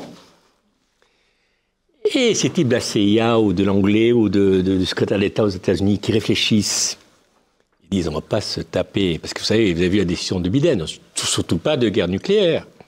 Parce que nous, on parle de nos 200 missiles. Il ne faut pas oublier que les Russes, maintenant, ils ont des systèmes de missiles antimissiles hyper efficaces. 5000, c'est ça. Attendez, c'est pas le problème de nombre. Et puis surtout, ils ont des missiles hypersoniques qui vont bien plus vite que les nôtres. C'est surtout ça, ouais. Donc, si les Américains ne disent surtout pas de guerre nucléaire, c'est qu'ils savent qu'ils sont en infériorité. Et je reviens à cet accord. Tous ces cow-boys de l'anglais, de Washington, l'anglais, c'est là où il y a la CIA, ils se sont dit, merde, on ne peut pas, avec l'article 5, faire une guerre contre l'Ukraine ou la Russie. Et ils ont eu cette idée de faire un contrat entre pays, que tous les pays ont signé, hein, c'était aussi bien en Italie, en Angleterre, partout, l'Allemagne. C'est un contrat qui permet à la France de contourner l'article 5. C'est-à-dire, et moi j'expliquais ça à mes collègues parlementaires qui n'avaient pas compris ça. Quand tu disais qu'ils n'ont pas voté, mais parce qu'ils n'ont pas compris. Ils n'ont pas compris qu'avec cet accord, ils sont directement face à la Russie. Est-ce qu'ils ont seulement lu cet accord? Mais bien sûr, je ne sais même pas s'ils l'ont lu d'ailleurs. Mais c'est fou. Le b.a.-ba de la réflexion stratégique, ils n'ont pas eu. Je dis ça parce que quand j'en ai parlé des collègues sénateurs, qui étaient pourtant à la Commission des affaires étrangères et de la défense du Sénat, j'ai vu qu'ils n'avaient pas compris ça. Et je leur ai dit, et j'ai vu une sorte de blanc dans leurs yeux. Voilà, je dis ça. Hein, et je pense que c'est ce qui s'est passé. Ils n'ont pas compris ça. On arrive à ce premier débat. Il est là, l'engrenage. Hein. Il est là. Oui. C'est là Est-ce que la France est encore... Juste une parenthèse. Allez, pour terminer, oui. Je pense qu'il y a le cas le plus grave, qui est cette escalade, à la lumière d'un incident jusqu'à l'élection de Trump. Et puis il y a l'autre cas possible, et j'espère, mais qui est quand même dramatique, c'est qu'on laisse puruler une plaie au cœur de l'Europe pour éviter que l'Europe occidentale, qui est en gros la France, l'Allemagne et l'Italie, reprennent lien avec la Russie et assure sa prospérité économique. Car personne ne parle du lien entre cette guerre et l'effondrement économique français et social. Économique et social. Et donc c'est lié. Il faut absolument, et je le dis, qu'on fasse la paix, et deux, qu'on reprenne une relation normale avec la Russie, qui n'est pas une relation de faiblesse, non, mais qui est une relation pour compter dans le monde de demain et stabiliser l'Afrique et le Moyen-Orient, car le vrai défi, c'est l'Afrique et le Moyen-Orient quand même. Allez, le mot de la fin pour vous, Caroline Galacteros. Est-ce que vous pensez que la France est encore crédible pour dialoguer, même tout simplement, avec la Russie? Même pas faire un rôle de modérateur, mais... Dialoguer là, tout de suite, maintenant, ça va être un peu compliqué après ce qu'on a fait. En revanche, on a quelque chose. Non, mais on a quelque chose. Au Conseil de sécurité des Nations Unies, nous sommes l'un des 5 membres permanents. Il y a donc d'un côté la Chine et la Russie qui font cause commune sur ce sujet, même si elles n'ont pas que des intérêts communs. Et vous avez de l'autre côté les Anglais et les Américains. Et nous, on est là. C'est pas rien. Si on savait changer de posture, si on osait... là, c'est même plus qu'un pas de côté, mais dire, bon, allez, ça suffit maintenant... On va restabiliser tout ça. Il faut trouver les voies d'un accord, d'un compromis, de concessions, d'un peu de lucidité. Il faut trouver des interlocuteurs. Il faut faire taire les armes. Il y a un certain nombre de gens d'ailleurs qui ont déjà envisagé les pas nécessaires d'une négociation. Bon, et voilà, il y a des gens qui s'en préoccupent. Mais il faut justement une capacité à exister et à, même si on a jusqu'à présent eu tout faux, rien n'est jamais vraiment fini. C'est-à-dire, si on continue à se laisser dériver comme on le fait, en croyant en plus être à la pointe, si j'ose dire... la pointe de diamant, n'est-ce pas, de l'offensive anti-russe. Si on continue à ne rien comprendre à ce qu'est ce conflit, à ce qu'il signifie pour nous, à ce qu'il signifie pour l'Europe, à ce qu'il signifie pour la Russie, qui n'a pas les moyens politiques et idéologiques en fonction de ce qu'elle prétend incarner, de se coucher, elle non plus, sans parler du prix qu'elle a payé aussi et qu'elle continue à payer, il y a tout à faire encore. Il y a tout à faire. Il faut juste un peu de courage, un peu de volonté politique et surtout beaucoup de résistance à des pressions terribles, qui évidemment s'abattent déjà à l'heure actuelle tous les jours parce qu'effectivement rien ne se décide ni à Paris, ni à Berlin, ni où que ce soit. On sait bien que tout part quand même de Washington et depuis un certain nombre d'années et certainement depuis le milieu des années 2000, hein, on va dire ça, comme ça. Hein. Oui, non mais d'accord. Mais je pense qu'à partir de la présidence de Nicolas Sarkozy, quand même, il y a eu qu'a eu Sarkozy a quand même eu sa propre politique à l'égard de la Russie. Parce que je dis ça parce que j'avais fait moi un rapport en 2007 qui est sorti le jour où Sarkozy est élu. Et j'avais à l'époque proposé qu'on ait un grand ensemble économique Russie-Union européenne. Oui. Et Sarkozy est allé courageusement à Saint-Pétersbourg contre les Américains dire cela. Au Forum économique Saint-Pétersbourg. Il a également aussi, j'avais demandé, moi, la suppression des visas, parce qu'à l'époque, il y avait 400 000 Russes qui venaient. Il a demandé, il a fait une réunion à Deauville, avec MVDF à l'époque et Merkel. Il a demandé justement dans cette logique de faire un grand ensemble où toute l'économie, où les gens pouvaient échanger à tous les niveaux. Eh bien, c'est Merkel qui a bloqué. Oui, et Merkel, elle a bloqué à cause des pays baltes et des Polonais, toujours excités contre la Russie. Bon, c'est leur ADN, je comprends, ils ont une histoire terrible, voilà. How are you? Voilà. Really? En plus, peut-être aussi, ça va être l'occasion, chers amis, de parler de la politique étrangère de la France. Ce sera dans le second débat. Mais avant cela, j'aimerais d'ailleurs qu'on l'applaudisse, s'il vous plaît. C'est Ignace, qui est notre dessinateur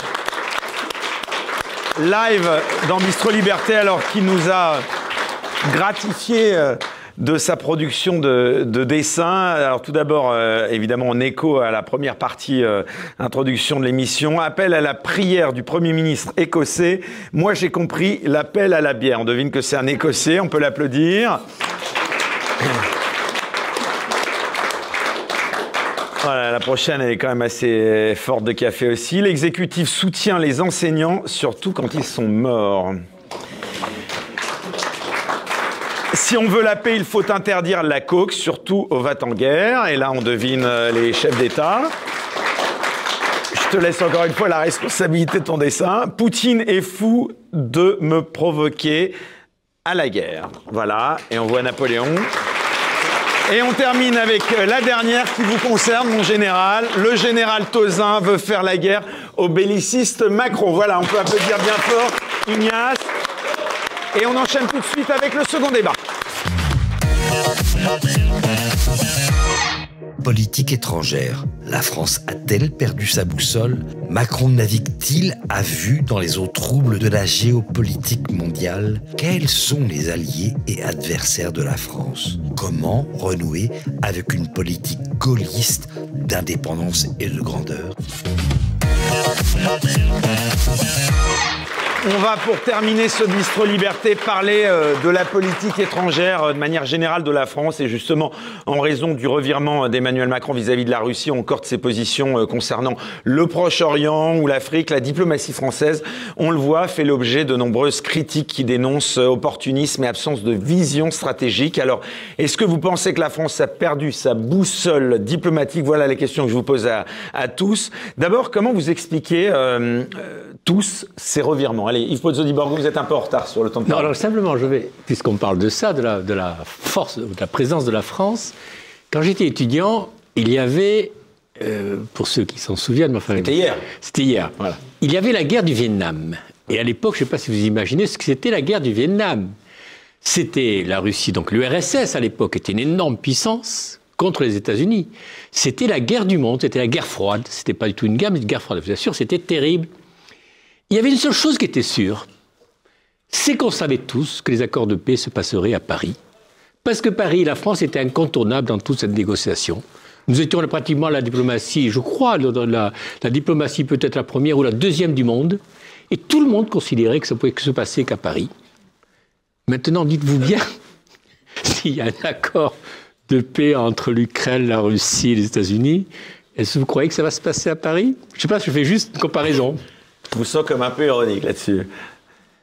Caroline Galacteros, d'abord, vous partagez ce que vient de dire, je suppose, Yves. Tout à fait. Alors, moi, je ne sais pas... Et le cap de la diplomatie française, j'aimerais que... Alors, peut-être que ça se passera à Paris malgré tout, simplement on passera les plats. Oui, voilà. Et c'est ça le problème. Oui, voilà, c'est ça le problème. C'est ça le problème. Et ça fait déjà 25 ans que ça dure. Voilà, ça. Parce qu'en 1999, les accords de Rambouillet qui ont donné lieu après au haro sur la Serbie, c'était la même chose. Exactement.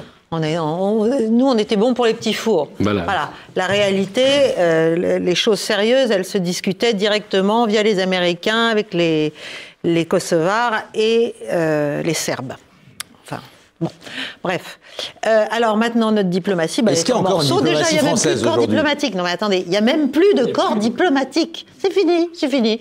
Maintenant, on peut nommer ses potes, ses copains, ses amis, ses affidés, je ne sais quoi. Si vous plaisez au président de la République, Murillo pourrait être ambassadeur quelque part. Voilà, c'est ça, mais c'est comme ça. C'est vrai, quand je vois ces journées au Quai d'Orsay, je me dis... Alors, aux États-Unis... Merci, oui. Aux États-Unis, c'est autre chose. C'est des hommes d'affaires. C'est une autre vision de la diplomatie, pour les ambassadeurs, par exemple. Mais enfin, quand même, Villepin, Hubert Védrine, ça avait une autre gueule, quand même. Mais ça avait une autre gueule, ça avait une autre profondeur, et surtout, il y avait quand même, malgré tout, une idée.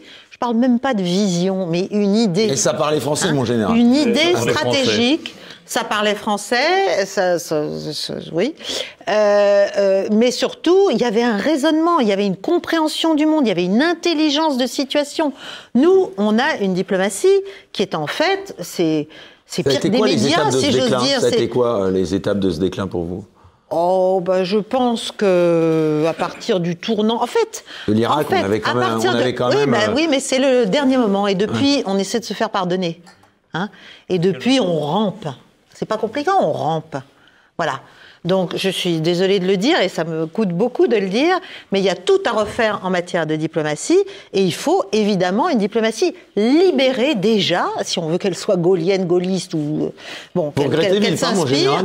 Non, mais il faut qu'elle quitte complètement le biais idéologique et dogmatique.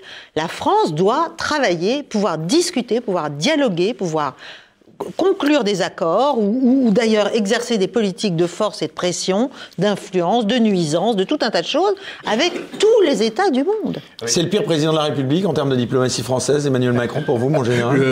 Dans les 50, allez, libérez-vous. Dans les 50 dernières années, oui. Pourtant, la compétition était dure. Parce que bien. Alors, si vous voulez, parmi les causes... Alors, ça, c'est fait. Allez-y. Parmi les causes, il y a...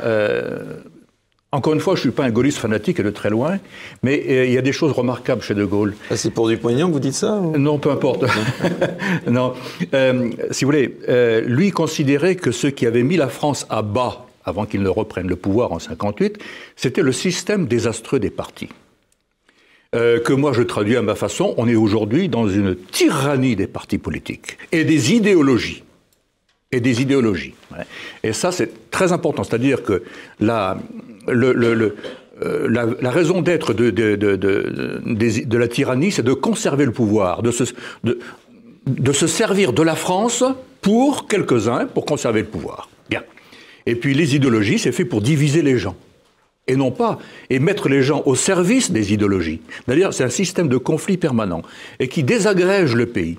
Y compris, bien entendu, tout ce qui est diplomatie. Ça nous désagrège vis-à-vis de l'extérieur. Bien. Si on regarde plus loin, je me référais à quelque chose. L'été dernier, j'ai eu une chance fantastique de passer une journée entière avec le cardinal Sarah. Un type remarquable.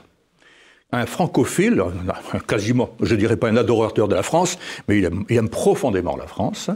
Et alors il parle en prêtre, bien sûr, hein, donc il faut ensuite adapter.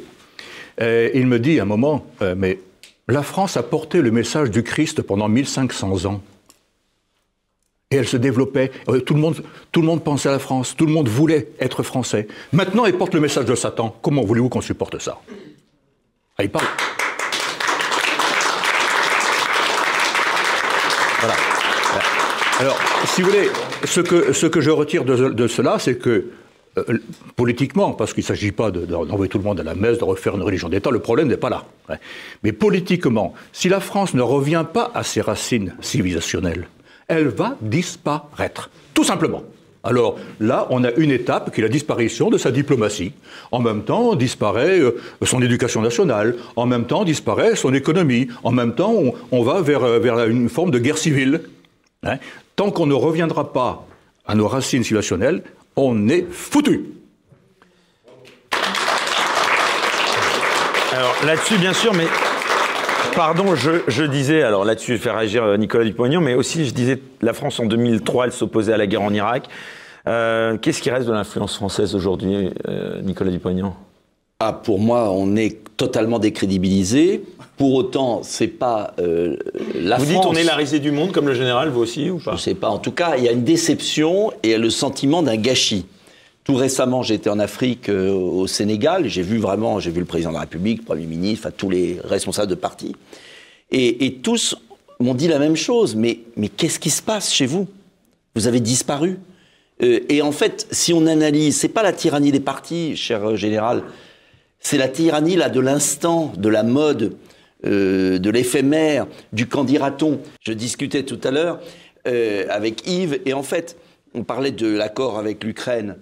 La question que se sont posées les députés et les sénateurs, c'est pas de lire l'accord et de savoir s'il est bon ou mauvais en conscience. Moi, je fais ça, mais on me prend pour un dingue. La question, c'est de savoir ce que vont penser les journalistes incultes ou le téléspectateur de ce qu'on dira, de ce que je vais dire. Exactement. Donc, il n'y a plus aucune quille au navire. En fait, un navire sans quille, il chavire. Dès qu'il y a un coup de vent, il bascule d'un côté, de l'autre. Macron, c'est ça. C'est-à-dire, c'est un système poussé à son extrême, alors qui marche en France. Pourquoi? Qui marche, entre guillemets. Enfin, il a quand même été réélu 2 fois. Excusez-moi, moi, ça, c'est quand même... Je n'ai toujours pas digéré. Donc, ça marche pourquoi? Parce qu'il a une presse favorable. Il a des intérêts. Il fait fonctionner des oligarques qui renvoient l'ascenseur. Mais au niveau international, le président du Sénégal, sans dévoiler de conversation privée, lui, il n'en a rien. Il n'a pas à obéir à Macron. Bien sûr. Il n'a pas. Il lui doit rien. Il n'a pas à lui obéir comme un citoyen. Il est élu. Il y a peut-être des accords parfois. Mais il y a des désaccords. Mais ce que je veux dire, c'est que la communauté internationale, il faut bien comprendre, elle se dit, mais c'est pas possible. Et donc, il y a un rapport de force, pardon. Mais il y a pas Oui, mais à un moment... Il y a des accords de coopération. Mais le monde a changé. Le grand paradoxe d'aujourd'hui, c'est qu'au moment où le monde était bipolaire, en pleine guerre froide, De Gaulle prend sa liberté. Oui. Discours de Phnom Penh, discours de Québec, discours de Mexico, sortie de l'OTAN. Je voyais quand même la fermeture des bases. Nous, ça nous paraît complètement fou aujourd'hui. Mais je relisais, ils ferment je ne sais plus combien de bases. Il faut voir le courage politique que... Solensa a été fermé. Le courage politique que ça représente. Le monde n'est pas multipolaire. Il agit en multipolaire. Aujourd'hui, 60 ans après, le monde est multipolaire. C'est-à-dire que le monde, la vision de De Gaulle est là. Les BRICS, etc. Et la France s'est rétrécie comme petit caniche des Américains. C'est absurde. Et c'est un gâchis immense parce que les peuples, moi j'ai vu au Sénégal là, mais je l'ai vu dans d'autres pays, au Brésil, je suis président du groupe d'amitié France-Brésil, ils attendent une France qui parle au monde, qui défend ses intérêts, il ne s'agit pas de faire du cinéma, qui défend ses intérêts, qui parle au monde, et la France a une position, comme le disait Caroline, à l'ONU, entre la puissance russe, chinoise, les pays émergents, le monde anglo-saxon, l'Union européenne, nous avons une position centrale. Mais à condition qu'on sache ce que veut dire être français. Alors être français, c'est une histoire, mais c'est aussi une vision du monde. Quels sont les défis du monde? Qu'est-ce qu'on incarne? Quel discours on a? Discours de Johannesburg de Chirac, la vision au Proche-Orient, d'une paix. Quelle est la position de la France au Proche-Orient? On ne l'a toujours pas. Macron a changé 10 fois. Il n'est pas venu après l'attentat du 7 octobre. Il n'est pas venu voir les Israéliens. Après, il est venu à contre-temps et il a dit on va faire une coalition anti-Hamas. Les Israéliens ne le demandaient même pas. Après, il est allé dire l'inverse au chef d'État arabe. Il a changé 10 fois de position sur le conflit. Mais nous-mêmes, nous ne savons pas quelle est notre position. Comment voulez-vous que les chefs d'État étrangers la connaissent? Donc on est... Et alors, dernier point, de la France De Gaulle avait une vision où il y est... Moi, j'avais connu Maillard, le célèbre conseiller de De Gaulle, j'ai connu quand j'étais tout jeune, il m'aimait bien et il m'a raconté. De Gaulle veillait à ce qu'il y ait une cohérence entre la politique étrangère, la politique de défense. Il a commencé à être libre quand il a fait sauter la bombe, parce que là, ça lui a permis de dire stop à l'OTAN, mais il a d'abord mis en cohérence ses forces militaires, et puis la force économique. Comment vous voulez, dans un pays ruiné, être crédible quand vous allez faire les fins de mois comme sous la 4e? Parce que c'est ça le problème. Donc, comment voulez-vous avoir une parole crédible, digne, quand il n'y a pas de ligne et quand il n'y a pas de cohérence entre les moyens de défense, alors, il nous reste heureusement la dissuasion nucléaire et le siège à l'ONU. Mais il est en train de le vendre à l'Allemagne en douce. Voilà la réalité. C'est ça le grand danger. Le grand danger de la réforme institutionnelle, c'est qu'il brade le siège à l'ONU et notre force de dissuasion. Il brade la France. Oui, mais là, c'est brader la France, c'est en général. Oui, mais enfin, oui, mais là, c'est très concret. Mais oui, c'est qu'on a deux atouts dans notre... On n'a pas beaucoup d'atouts dans notre jeu. On en a 2.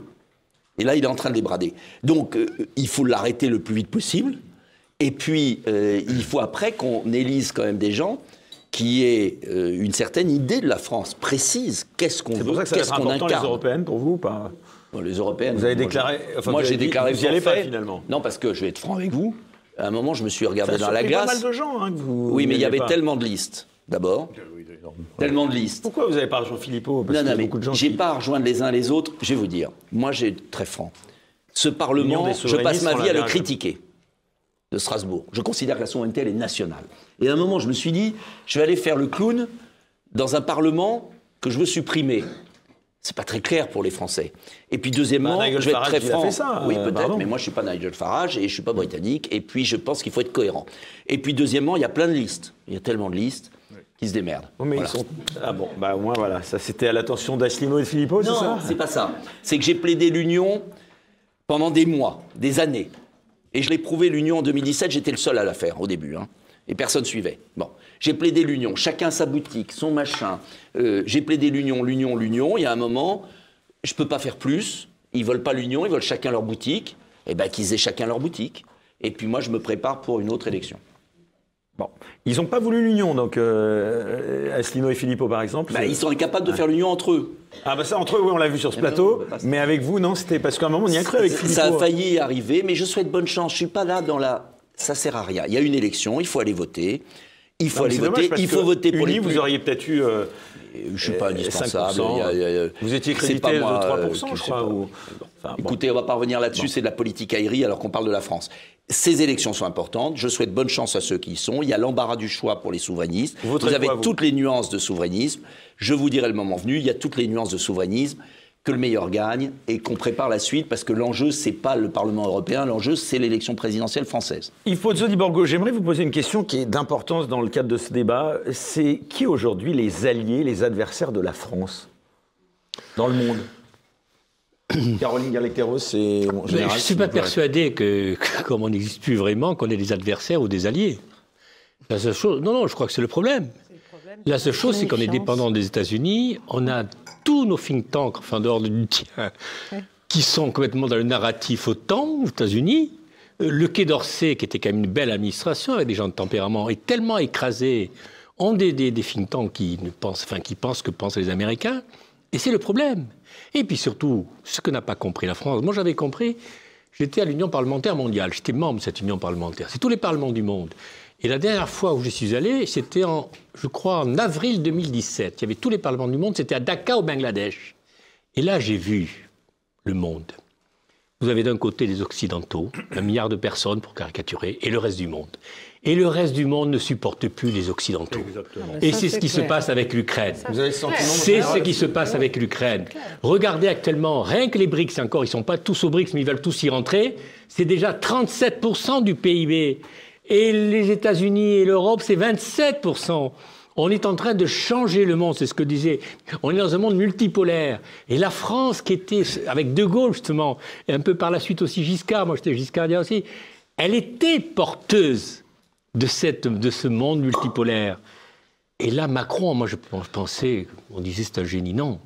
Il avait une chance extraordinaire de reprendre cette carte et d'être vraiment celui qui est le porteur de ce monde multipolaire. Je vais vous donner un exemple, parce que soyons concrets, parce que quand on parle comme ça, là, en Afrique, on a quelque chose à faire sur les matières premières. Les matières premières, l'organisation des matières premières. Vous avez l'OPEP qui l'a fait sur le pétrole, le cacao, les différentes matières premières. La France pourrait être l'incarnation d'une organisation qui permet de rétribuer les pays d'origine face à la spoliation, le pillage par les Chinois, les États-Unis, etc. Vous croyez qu'il y a une parole française là-dessus ? Rien. C'est-à-dire que là, il ne s'agit pas de faire des grands... Je pense que la France peut réincarner quelque chose si elle a une vision concrète qui répond à l'attente de ses peuples. C'est ça l'enjeu, c'est pas de faire des grands discours, c'est sur des arbitrages, d'être très concret. Le Brésil l'attendait sur certains sujets, l'Argentine m'en a parlé. L'Argentine, des députés argentins m'ont dit, écoutez, les Américains ne veulent pas nous aider, le FMI nous saigne, on est obligé de se tourner vers la Chine. On a vendu une base à Ushuaia pour la Chine. La Chine nous propose de faire un train qui va traverser la cordillère des Andes pour exporter nos produits agricoles sur le Pacifique. Vous croyez que l'Europe répond quelque chose ? Admettons que l'Europe, pour le coup, la France plus l'Allemagne, moi je ne suis pas anti-européen, une coopération d'État pourrait répondre quelque chose. Mais il n'y a personne. Rien. Il n'existe plus. Ils sont des petits soldats des banques américaines. Voilà la réalité, c'est tout. En général.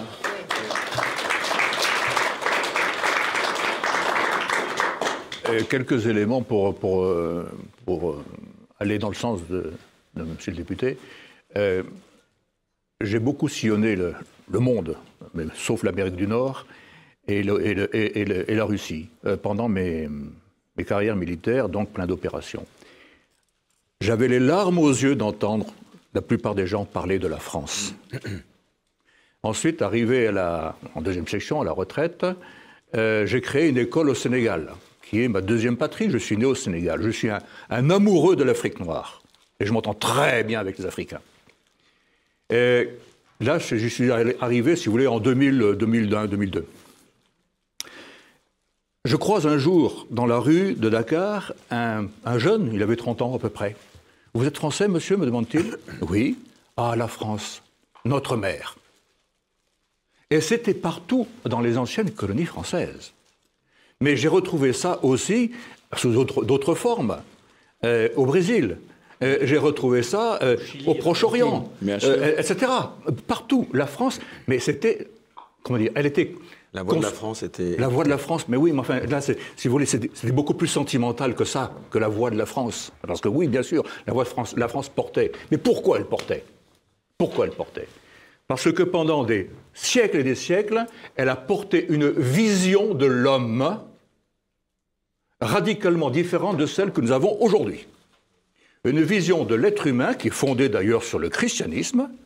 L'être humain est la créature la plus importante et tout doit être mis au service de son développement. Et je note que, par exemple, pour l'Afrique, les anciennes colonies françaises, eh bien, les anciennes colonies nous coûtaient beaucoup plus qu'elles nous rapportaient pendant la colonisation. Elles ont commencé à nous rapporter après les indépendances. Et pendant longtemps encore, jusqu'en les années 80, eh bien, les Africains nous considéraient encore comme leur mère. Et il y a eu un virage qui s'est produit, selon moi, avec la guerre du Rwanda. Nous avons trahi les Hutus là-bas. Et ça fait un virage dans toute l'opinion africaine. Et maintenant, nous en payons le prix. La France est décrédibilisée parce qu'elle a quitté son chemin de civilisation, le chemin qu'elle proposait au monde entier à l'époque.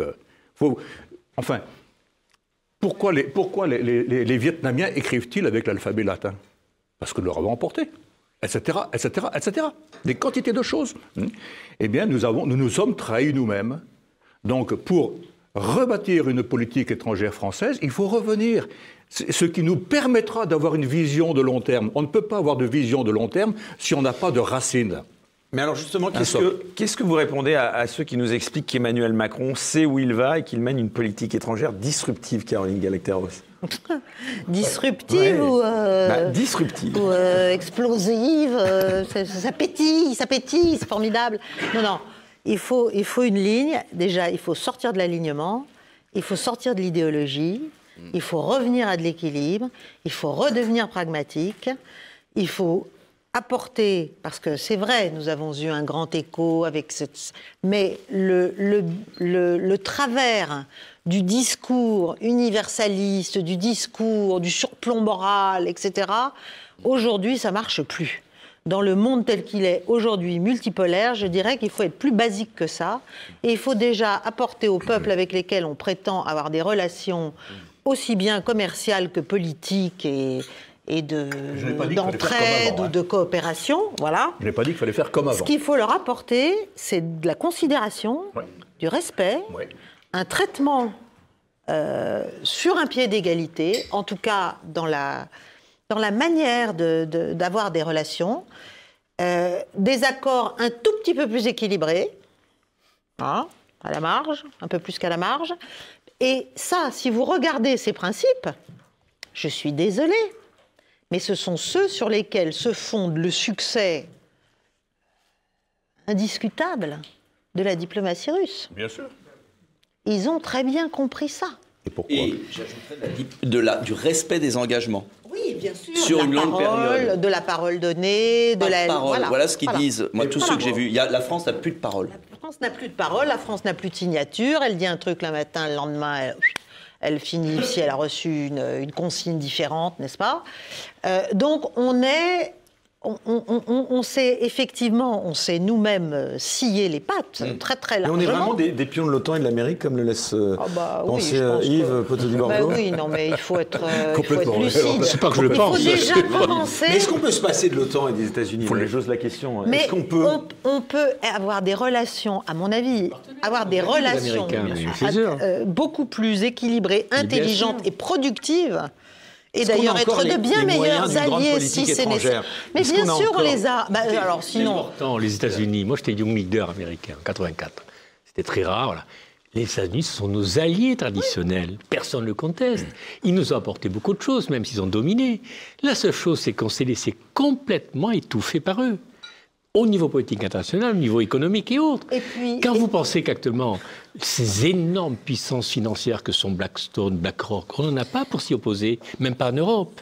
Et c'est là où je pense qu'il y a eu... Alors que les Américains sont nos alliés traditionnels, personne ne conteste, mais c'est là qu'on a laissé déraper l'influence, j'allais dire, écrasante des États-Unis sur notre comportement et dans tout. Et puis, on n'est plus dans la période bipolaire. C'est fini. Voilà, il y a une multipolarité. Donc, il n'y a aucune raison d'être le petit doigt sur la couture du pantalon aux ordres de Washington. Mais on n'a plus l'URSS face à nous. On n'est plus dans un discours justement d'équilibre de la terreur tel qu'il a pu exister pendant quand même une bonne trentaine d'années, un peu plus. Donc, on doit avoir une relation beaucoup plus large, beaucoup plus ouverte et beaucoup plus, je dirais, centrer sur nous-mêmes. Ça nous ferait du bien de nous recentrer un peu sur que sont nos intérêts aujourd'hui. Je vais vous donner un exemple. Et sur l'Europe, on peut... Je vais vous donner un exemple. Mais évidemment, parce que l'Europe, c'est la dilution. L'européisme BA, c'est bien gentil, mais à la fin, c'est quoi? On va avoir des grandes régions, fin des États, fin des cultures, fin des histoires, fin des racines, fin de tout. Pardon. Non, mais nous sommes les seuls en Europe à abandonner à ce point. Tout le Quai d'Orsay s'est centré sur l'Europe. D'ailleurs, ça s'appelle ministère de l'Europe et des Affaires étrangères. C'est délirant. C'est très intéressant. Et donc, ça veut dire qu'ils ont abandonné notamment l'Afrique, l'Amérique du Sud. Macron n'avait pas été au Brésil. Là, il y a été... C'était la grande histoire d'amour avec Lula. On est dans le ridicule. Hein, c'était la Lalande. C'était ridicule. Mais au moins, il y a été. Mais il n'y avait pas été depuis 2017. Il n'avait pas mis les pieds sur le continent sud-américain, à part une journée à Buenos Aires, pour le G20. Pendant 7 ans, absent. Moi, j'ai vu les Argentins, les Brésiliens qui disaient « Mais où est la France ?» À Rio, pour vous donner un exemple de la folie européiste qui a gangréné le Quai d'Orsay. À Rio, une ville qu'adore la France, très francophile. Le consulat français a fusionné avec le consulat allemand. Quand vous arrivez au consulat, il y a un drapeau allemand. Alors, j'ai rien contre les Allemands, c'est pas le problème. Mais les Brésiliens me disaient de Rio « Mais vous êtes fous !» Vous avez un atout, on vous aime et tout. On arrive au consulat français, on nous vend des entreprises allemandes, on nous vend des produits allemands, on nous vend des... C'est du suicide au nom de l'Europe. On est les dindons de la farce. Et ça se passe partout. C'est-à-dire qu'il y a une espèce de psychologie. On a auditionné, je ne veux pas révéler, c'est public. C'était public ou pas? Je ne sais plus, qu'importe. On a auditionné à la Commission des Affaires étrangères un des responsables du Quai d'Orsay de l'Afrique. Je lui pose une question générale sur l'affaire Rwanda-RDC. Bon. Et il me dit une chose extraordinaire. Il me dit, si la France pouvait résoudre elle-même une crise. Quai d'Orsay, un directeur du Quai d'Orsay ose vous dire ça. Deuxième point, quand Macron est allé donner des leçons de souveraineté au président de RDC, parce qu'à chaque déplacement où il va, il se fâche avec l'État. Il vient donner une leçon de souveraineté à la RDC alors qu'il soutient plus le Rwanda qui alimente des mouvements de rébellion. Vous imaginez? Oui, des mouvements de rébellion. Et vous savez avec qui il vient hein. dans les bagages? La Commission de Bruxelles. Parce qu'il ne vient pas avec les entreprises françaises, Macron. Il vient avec la Commission de Bruxelles dans son avion. C'est-à-dire que, comment voulez-vous que les Africains, que les Sud-Américains aiment la France quand ils voient débarquer un président qui ne défend plus la France, qui parle anglais partout où il passe, il parle anglais partout où il passe. Et après, il dit, il faut que vous parliez français. Mais comment défendre la francophonie si le président de la République française ne parle pas français? En fait, on a une posture... C'est complètement fou ce qui se passe. C'est un peu sadomasochiste. C'est une entreprise de destruction massive. On est heureux, d'une certaine manière, de ce qui nous abat. Ils attendent de ce qui une nous France fait souffrir. debout, là, pour le coup. Alors la position de la France, justement, elle est très attendue, enfin, du moins je le croyais, sur le Proche-Orient. Quelle devrait être, selon vous, la position de la France sur ce conflit au Proche-Orient? Je ne suis pas sûr qu'on l'écoute encore. Enfin, je parle devant mes amis. Caroline, général. Devant mes amis, c'est vrai que cette affaire on le voit très bien. Netanyahou, dès les accords d'Oslo, était en désaccord. Il est dans une logique, lui, d'avoir un Israël complet, conquérant, et puis surtout de mettre dehors le territoire gazien. Moi, j'étais très marqué par je regarde encore régulièrement la chaîne Histoire sur les films pendant la guerre contre les Juifs, mais c'est terrible ce qui s'est passé. Donc pour ça, je me ferais tuer pour l'État d'Israël. Mais ce que fait Netanyahou n'est pas acceptable. Est-ce que la solution, c'est les deux États? On la défend, mais qui croit encore? Je ne sais pas. C'est toujours le discours qu'on tient. Mais qui la croit encore? Enfin, moi, je dis ça comme ça. Non, mais je comprends, j'entends, d'un côté comme de l'autre. Mais le sujet, c'est nous. Qu'est-ce que nous, la France, on pense de ce qui se passe là? D'abord, quel est notre intérêt? Notre intérêt, il n'est pas à la morcellisation et à la déstabilisation du Moyen-Orient. Déjà, ça, une fois qu'on a dit ça, il y a un certain nombre de positions d'un côté comme de l'autre qu'on ne peut pas appuyer. Tout à fait. On peut ne rien dire, mais on ne peut pas appuyer. Donc déjà, on n'est pas en train de dire je vais te dire que tu as raison, toi, je vais te... C'est pas le sujet.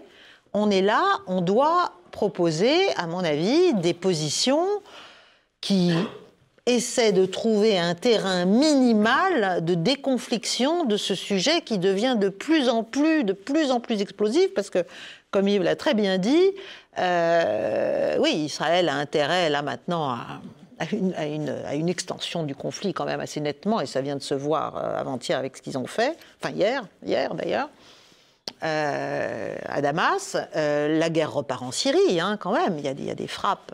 Il y en a eu 6 en 8 jours, quand même, des séries de frappes israéliennes sur la Syrie.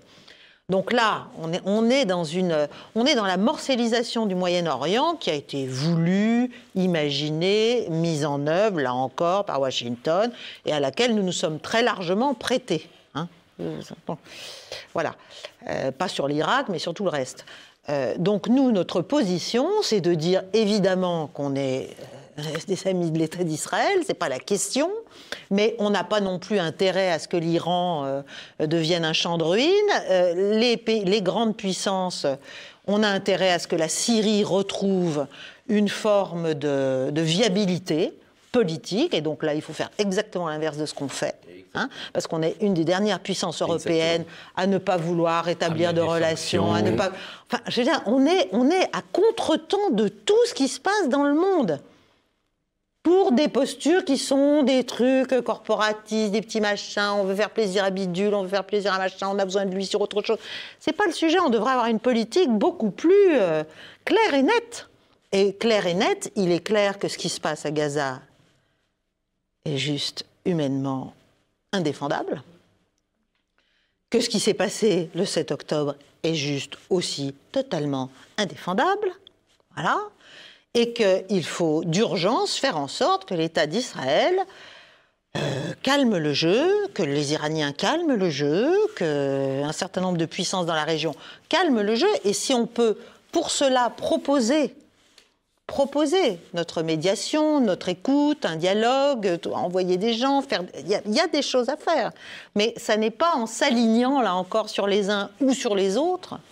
Ça n'a aucun intérêt. Mais ce que je voudrais juste dire avant le général, c'est que ce qu'attend le monde, c'est quelle est la position de la France. Déjà... Ce serait quoi les 3 premières mesures? Excusez-moi. Déjà, qu'est-ce qu'on pense? Qu'est-ce que la France pense aujourd'hui sur quantité de sujets? Pour la première fois dans son histoire, la France n'émet ni son ni image. C'est ça le drame. Et qu'est-ce qu'on pense pour le bien commun?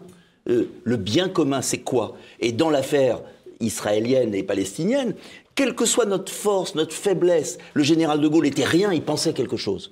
Bon, eh ben nous, on devrait penser déjà, bien sûr, Israël a le droit d'exister et de se défendre, mais ce n'est pas en niant l'existence d'un peuple palestinien qui va assurer sa survie, au contraire.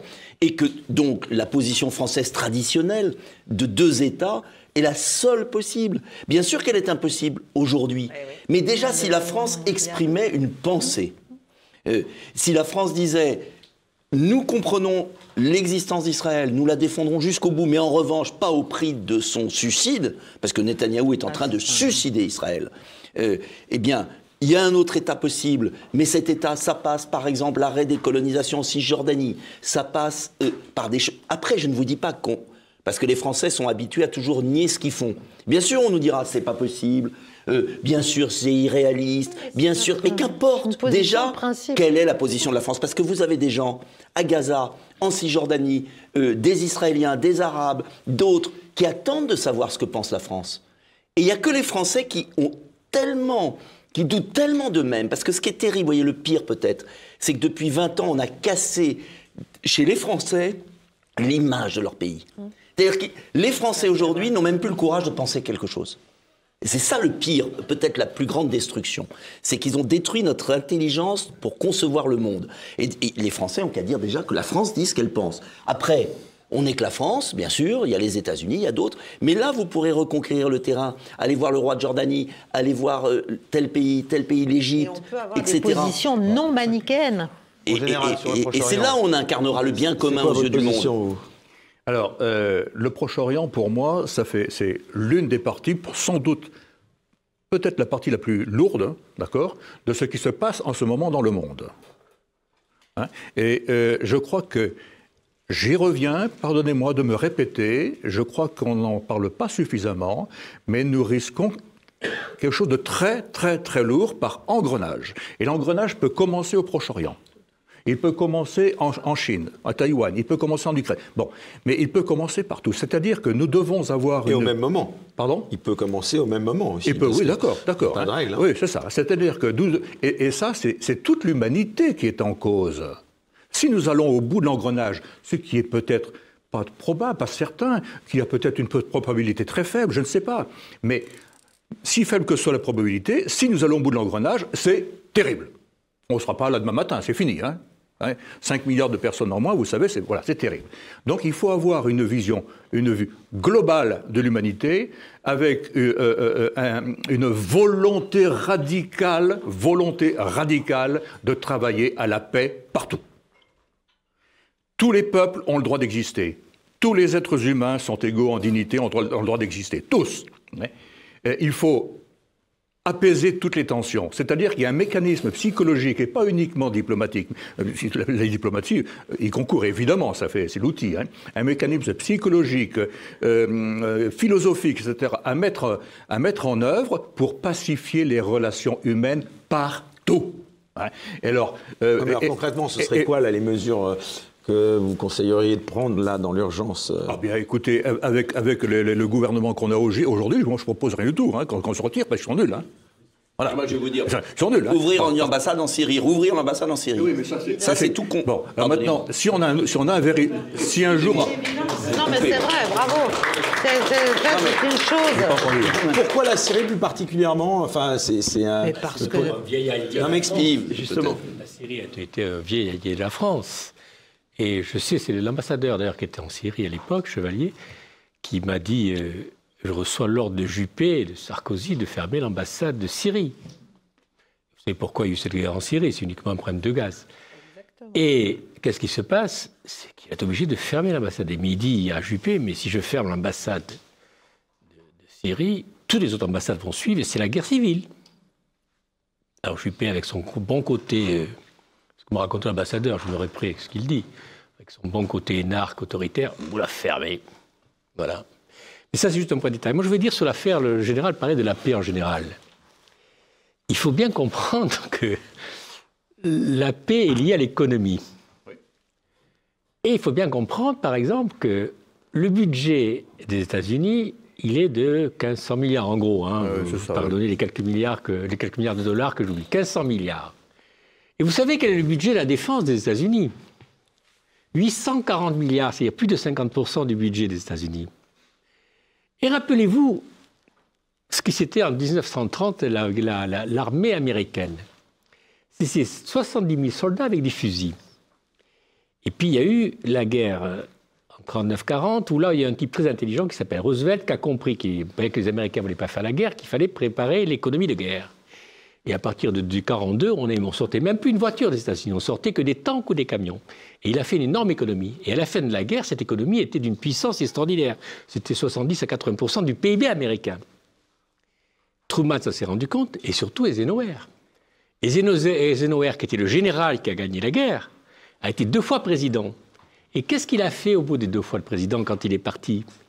Il a fait une lettre à tous les Américains pour leur dire: si nous ne changeons pas notre système économique, c'est-à-dire si nous continuons à ce que notre économie soit bâtie sur le complexe militaro-industriel, nous serons obligés d'être en guerre tout le temps. Voilà. Et c'est ce qui s'est passé, sauf les 4 ans de Trump. Et c'est le problème. Et là, qu'est-ce qui se passe? C'est que nous, les Américains, dans cette affaire d'Ukraine, avec le programme de Breton au niveau européen, on est comme des toutous, on rentre dans la logique des marchands de canons. Et Macron lui-même, qui voit que l'économie s'écroule, eh bien, il rentre aussi dans la logique des marchands de canons, en disant il faut que notre industrie s'adapte. Vous avez vu ce qu'a dit Le Cornu? Tout simplement parce que c'est le problème. Et nous pourrons arriver, comme le dit le général, à la paix mondiale que s'il n'y a plus d'économie de guerre.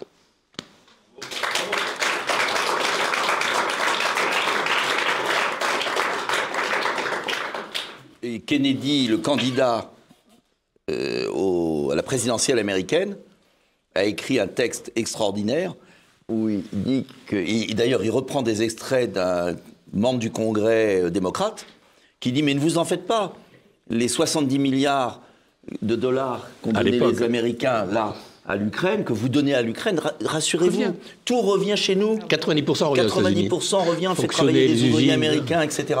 Et le candidat Kennedy a très bien expliqué ça. Donc c'est le neveu Kennedy, pas le neveu Kennedy, Robert Kennedy, il n'a pas ressuscité. Qui a eu son père et son oncle assassinés par le et qui a été très courageux pendant la crise Covid. Voilà. Vous avez souligné tout à l'heure, Trump, pendant sa présidence, il n'y a pas eu de conflit. Enfin, voilà. Et le problème, alors c'est vrai qu'en France... Sa réélection, ça peut tout changer. Alors d'abord, il faut éviter la tricherie. Ça, je crois que moi j'ai des contacts avec l'équipe de Trump. Ils ont une peur bleue de la tricherie. Parce qu'aux États-Unis, les élections, c'est par État. Et nous, à l'OSCE, déjà en 2011, on avait fait une visite là-bas avec je ne sais plus combien de parlementaires, et on avait vu à quel point il y a 7-8 États qui étaient n'importe quoi. C'est-à-dire que vous votiez avec des mails, vous votez sans carte d'identité, et c'est toujours ça. C'est ce qui s'est passé en 2020, malgré les journalistes français qui disaient « rien s'est passé ». Et là, de plus en plus, les journalistes américains se rendent compte qu'il y a eu en 2020 une tricherie énorme. Et Trump, actuellement, est gagnant, mais son équipe a peur de ça. Parce que la tricherie est énorme. Et le problème, c'est ça. Mais c'est vrai qu'en France, on diabolise Trump. Il est caricatural, il a une belle gueule, comme ça, il prend les partis. Mais regardez, pendant 4 ans, il n'y a pas eu de guerre aux États-Unis. Et quand il a toujours un peu grande gueule, il dit « moi, en 24 heures, j'arrête la guerre ». Je ne sais pas si ça sera en 24 heures, mais ce que je sais, c'est que s'il avait été là, il n'aurait pas eu de guerre. Et je sais que s'il revient, eh bien, il y aura des accords qui se feront entre la Russie, entre l'Ukraine, entre les États-Unis et entre l'Europe. Et l'Europe sera aux ordres, parce que l'Europe est aux ordres des Américains. Et même si c'est Trump, elle sera obligée d'être aux ordres. Voilà en gros ce qui va se passer. Et je crois que c'est ça. Caroline, on va arriver bientôt au terme de cette émission. Aujourd'hui, les points forts sur lesquels la France peut s'appuyer pour redorer sa diplomatie, c'est lesquels? Parce qu'à vous entendre, il n'y en a pas beaucoup. Enfin, les points forts, mais déjà, c'est une révolution mentale. Retrouver une influence auprès du monde, même émergent, comme on dit. Mais c'est une révolution mentale qu'il faut faire. Ensuite, il faudrait peut-être... Non, mais c'est une révolution d'état d'esprit, quoi. Je suis complètement d'accord. Il faut se remettre en position, de le dire, non pas de renoncement, on est comme un Calimero perpétuel, là, toujours en train de dire « mais c'est vraiment trop injuste, on n'est plus rien sans l'Europe, on n'est plus... » Si, il faut déjà décider qu'on est quelque chose soi-même, un peu d'amour-propre, ce serait pas mal. Et ensuite, je pense qu'on peut tout à fait, justement, parce que la question, l'avantage, si j'ose dire, des crises, et même des pires crises, c'est qu'il y a une crise, c'est toujours aussi une opportunité. Bon, c'est une idée chinoise, une idée asiatique, mais qui est juste, qui est très juste. Marxiste donc aussi. il y a toujours... Hegélien et marxiste. Oui, Hegélien et marxiste aussi. Un homme ou une femme providentielle qui peut sortir du chapeau, là? Non, je parle pas simplement d'individus, mais je pense que dans les situations les pires, il peut y avoir aussi juste prendre une carte, quoi. Je ne comprends pas pourquoi, je ne sais pas si le président de la République, ça lui est venu à l'esprit, si son entourage sait ce que c'est qu'un planisphère. Voilà, regardez ce qui se passe, prendre un vrai beau planisphère avec toutes les questions, tous les tracés, tous les oléoducs, tous les gazoducs, toutes les voies ferrées, tout ce qui se passe avec les satellites. Voilà, tout ce qui se passe, le monde tel qu'il est là aujourd'hui. Parce que notre problème principal, c'est qu'on refuse le réel. On refuse de voir cette bascule du monde qui est là maintenant. Moi, j'en parle depuis 2015. On est en 2024. Il serait quand même temps de se réveiller. Là, ça y est, c'est fait, là, maintenant. C'est plus, ça va venir. C'est plus les routes de la soie, peut-être, oh, mais c'est pas sûr, ils vont pas réussir. Ça y est, tout ça, c'est fait. Bien sûr, la Chine a des problèmes, la Russie a des problèmes. Et justement, ça devrait être quoi notre relation avec la Chine et la Russie, justement, qui sont aujourd'hui les deux leaders de l'opposition, finalement, à l'Occident? Mais elle doit être équilibrée. Nous avons des intérêts à faire valoir et des relations à avoir avec ces pays. On n'a pas à dire « vous êtes méchants, vous êtes bons, vous avez nos valeurs, vous n'avez pas nos valeurs. » Mais ce n'est pas le sujet. Enfin, le général de Gaulle disait... Prenez l'Europe. Poutine, c'est un peu son sujet, parce qu'il a parlé des valeurs, justement. Il disait que c'était lui. Parce que lui, il considère... Ah bah oui. Et je pense qu'on devrait réfléchir, l'écouter quand il dit ça, parce que c'est un des gros moteurs de sa popularité. Il considère qu'il est le pôle, le pôle résiduel d'Occident qui se tient encore debout, en gros, pour faire... À tort ou à raison. Mais il le pense.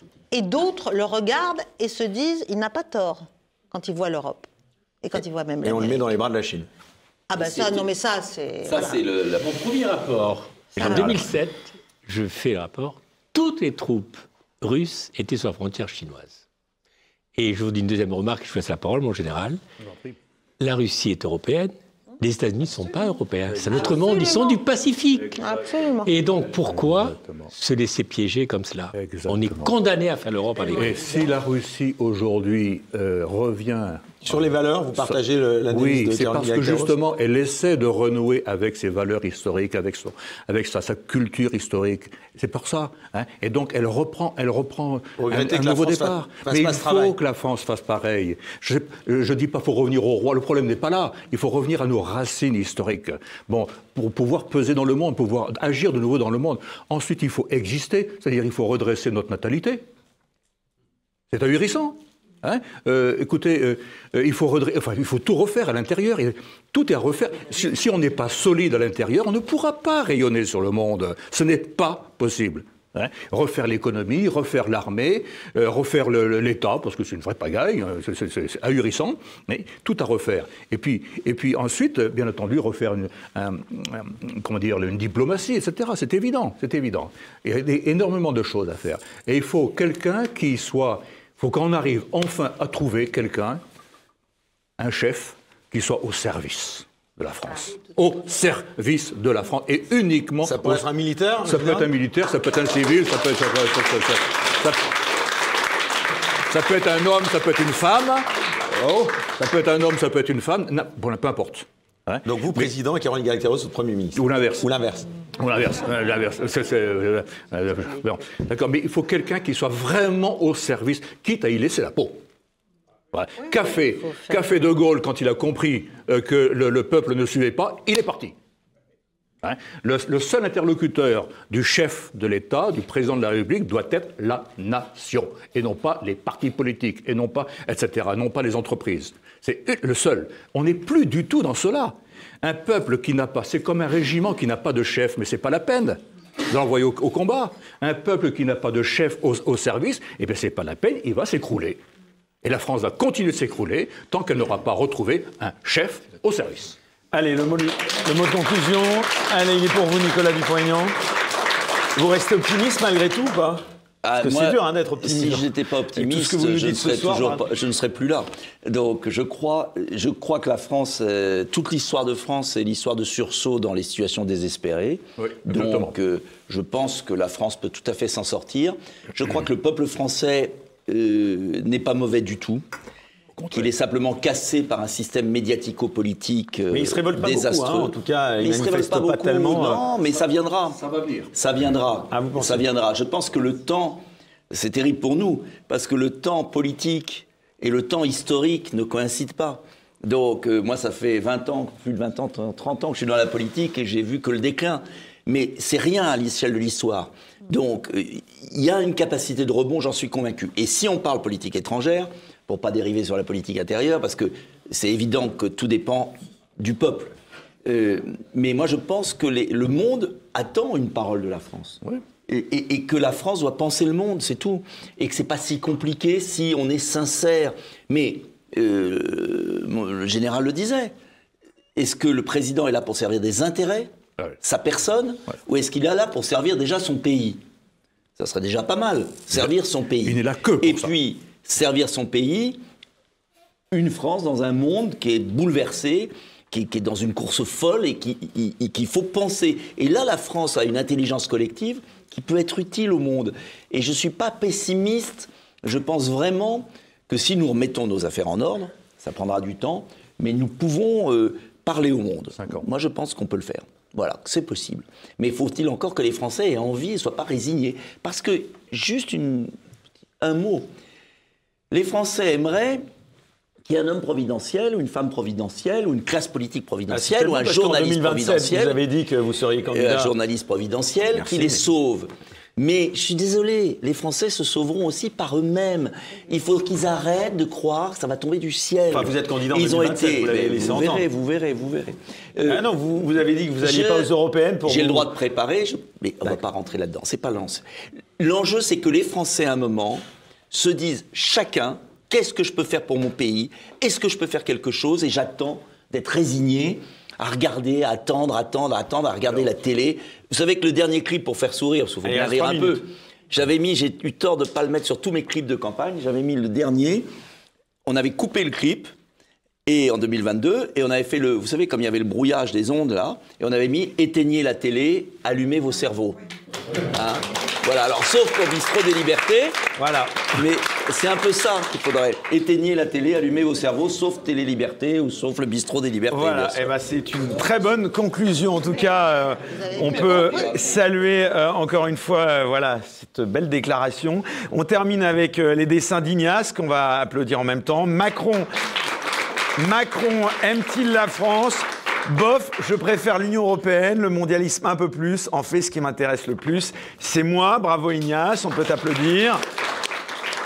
Nicolas Dupont-Aignan voulait une alliance européenne et Philippot et Asselineau m'ont dit « Occupe-toi de tes unions ». Voilà, bravo. Voilà, d'ailleurs, au passage, si vous voulez un portrait ou une caricature de la part d'Ignace, pour la quinzaine de Pâques, vous avez moins 10% jusqu'au 15 avril. Vous voyez, on est même vendeur hein, sur Bistrot Liberté. Alors pour cela, c'est simple. Vous pouvez commander votre dessin sur designas.com. On va inscrire le lien en ce moment à l'antenne. Et puis alors, il y a aussi un autre cadeau de la part d'Ignace. C'est à chaque émission, il fait une caricature de vous. Donc, je vous vois sourire, Yves Pozzo di Borgo. Vous avez bien raison. Voilà, votre caricature, elle est pour vous. Yves Pozzo di Borgo. Ouais, ne vous réjouissez pas trop vite, Nicolas Dupont-Aignan. La prochaine arrive. Ah, un petit côté tir à Ardisson. Voilà, elle est pour vous. Bravo, Ignace. Le général Tozin va aussi avoir le droit à la sienne. Je suppose que la sienne, elle va être beaucoup moins caricaturale parce qu'il se tient à carreau.